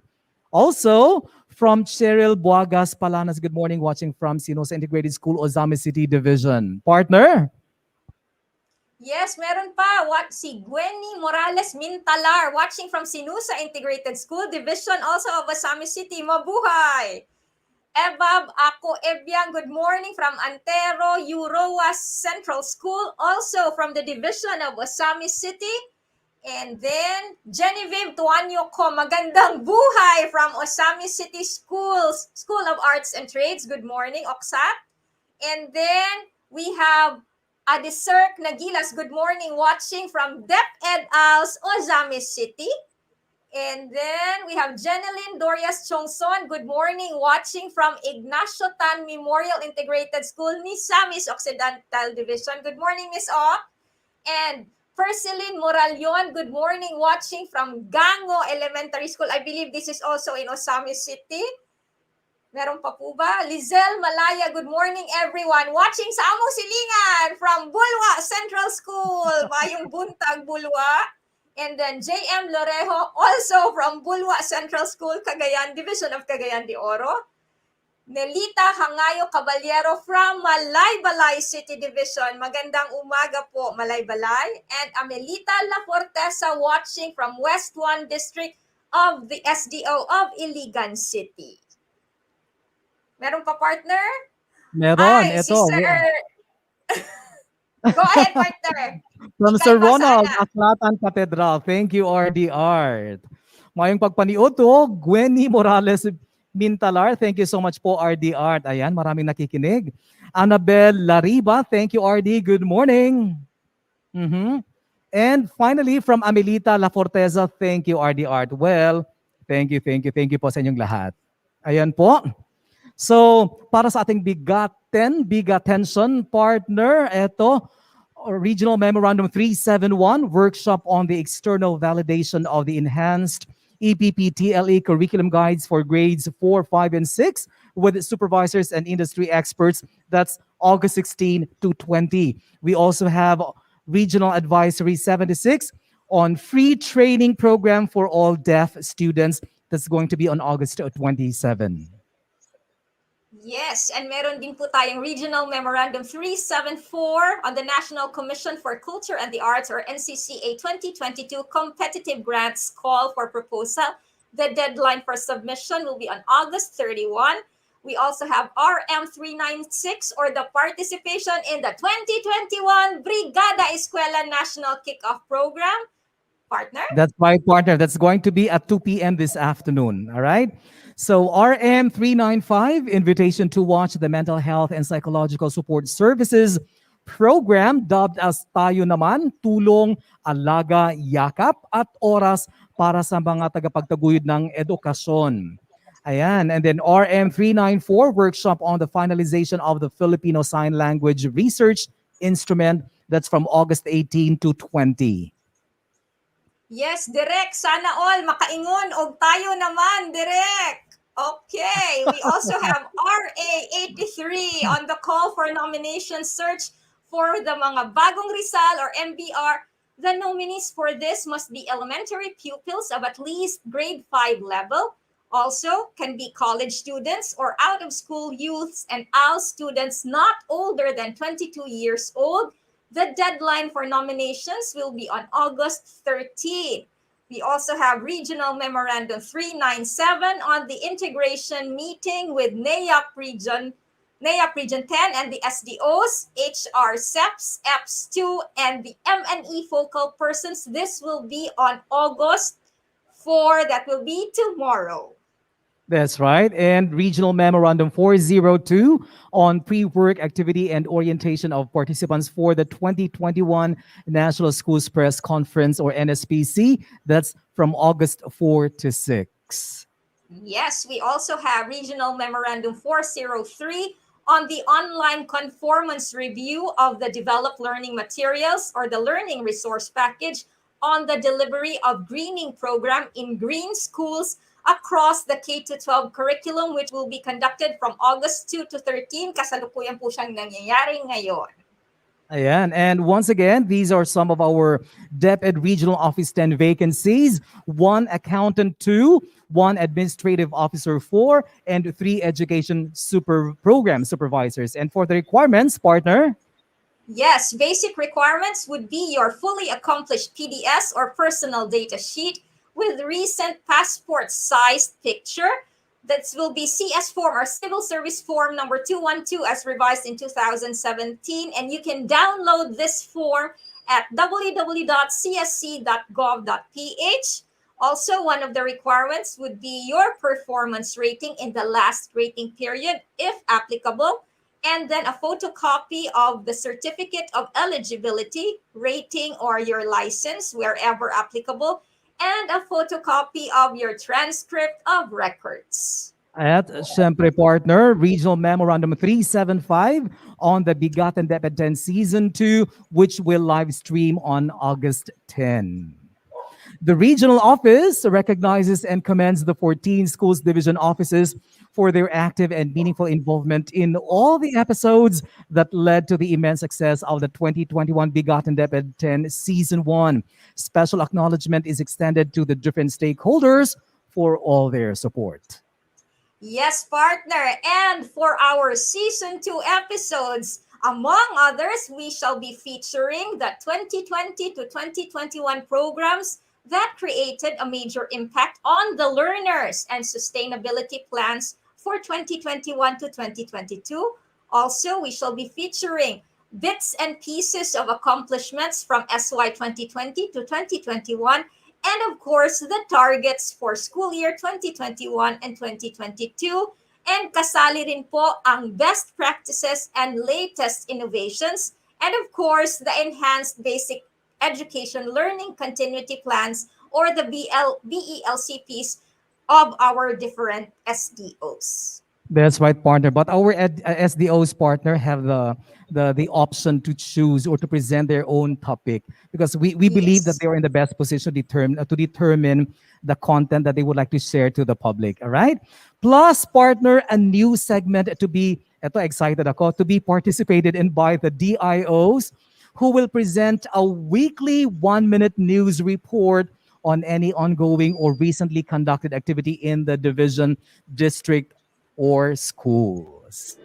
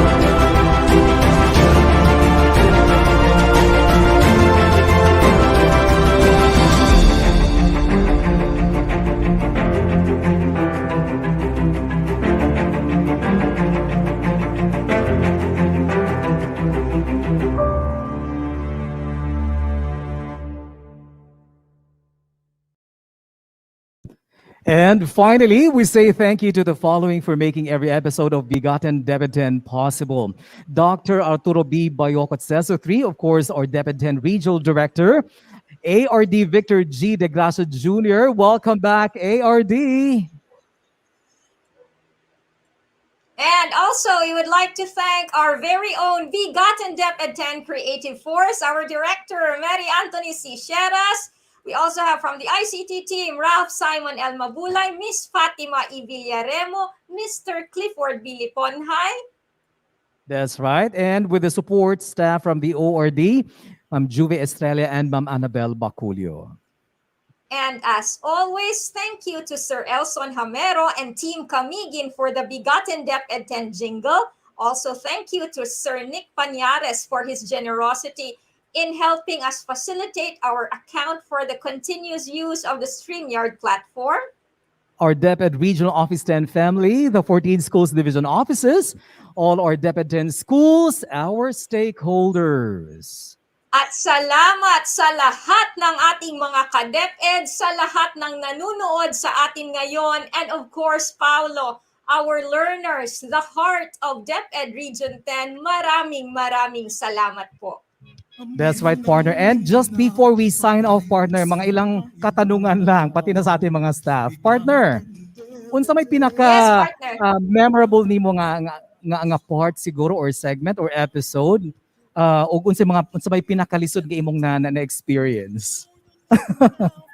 Ang pinaka-memorable ng episode, kay katong last episode, grabe. That was Why not? amazing. Why? The last episode was amazing. It was very challenging, but we made it through. And How about ikaw, partner? murag naglisod sa ko sa tubag sa akong pangutana da.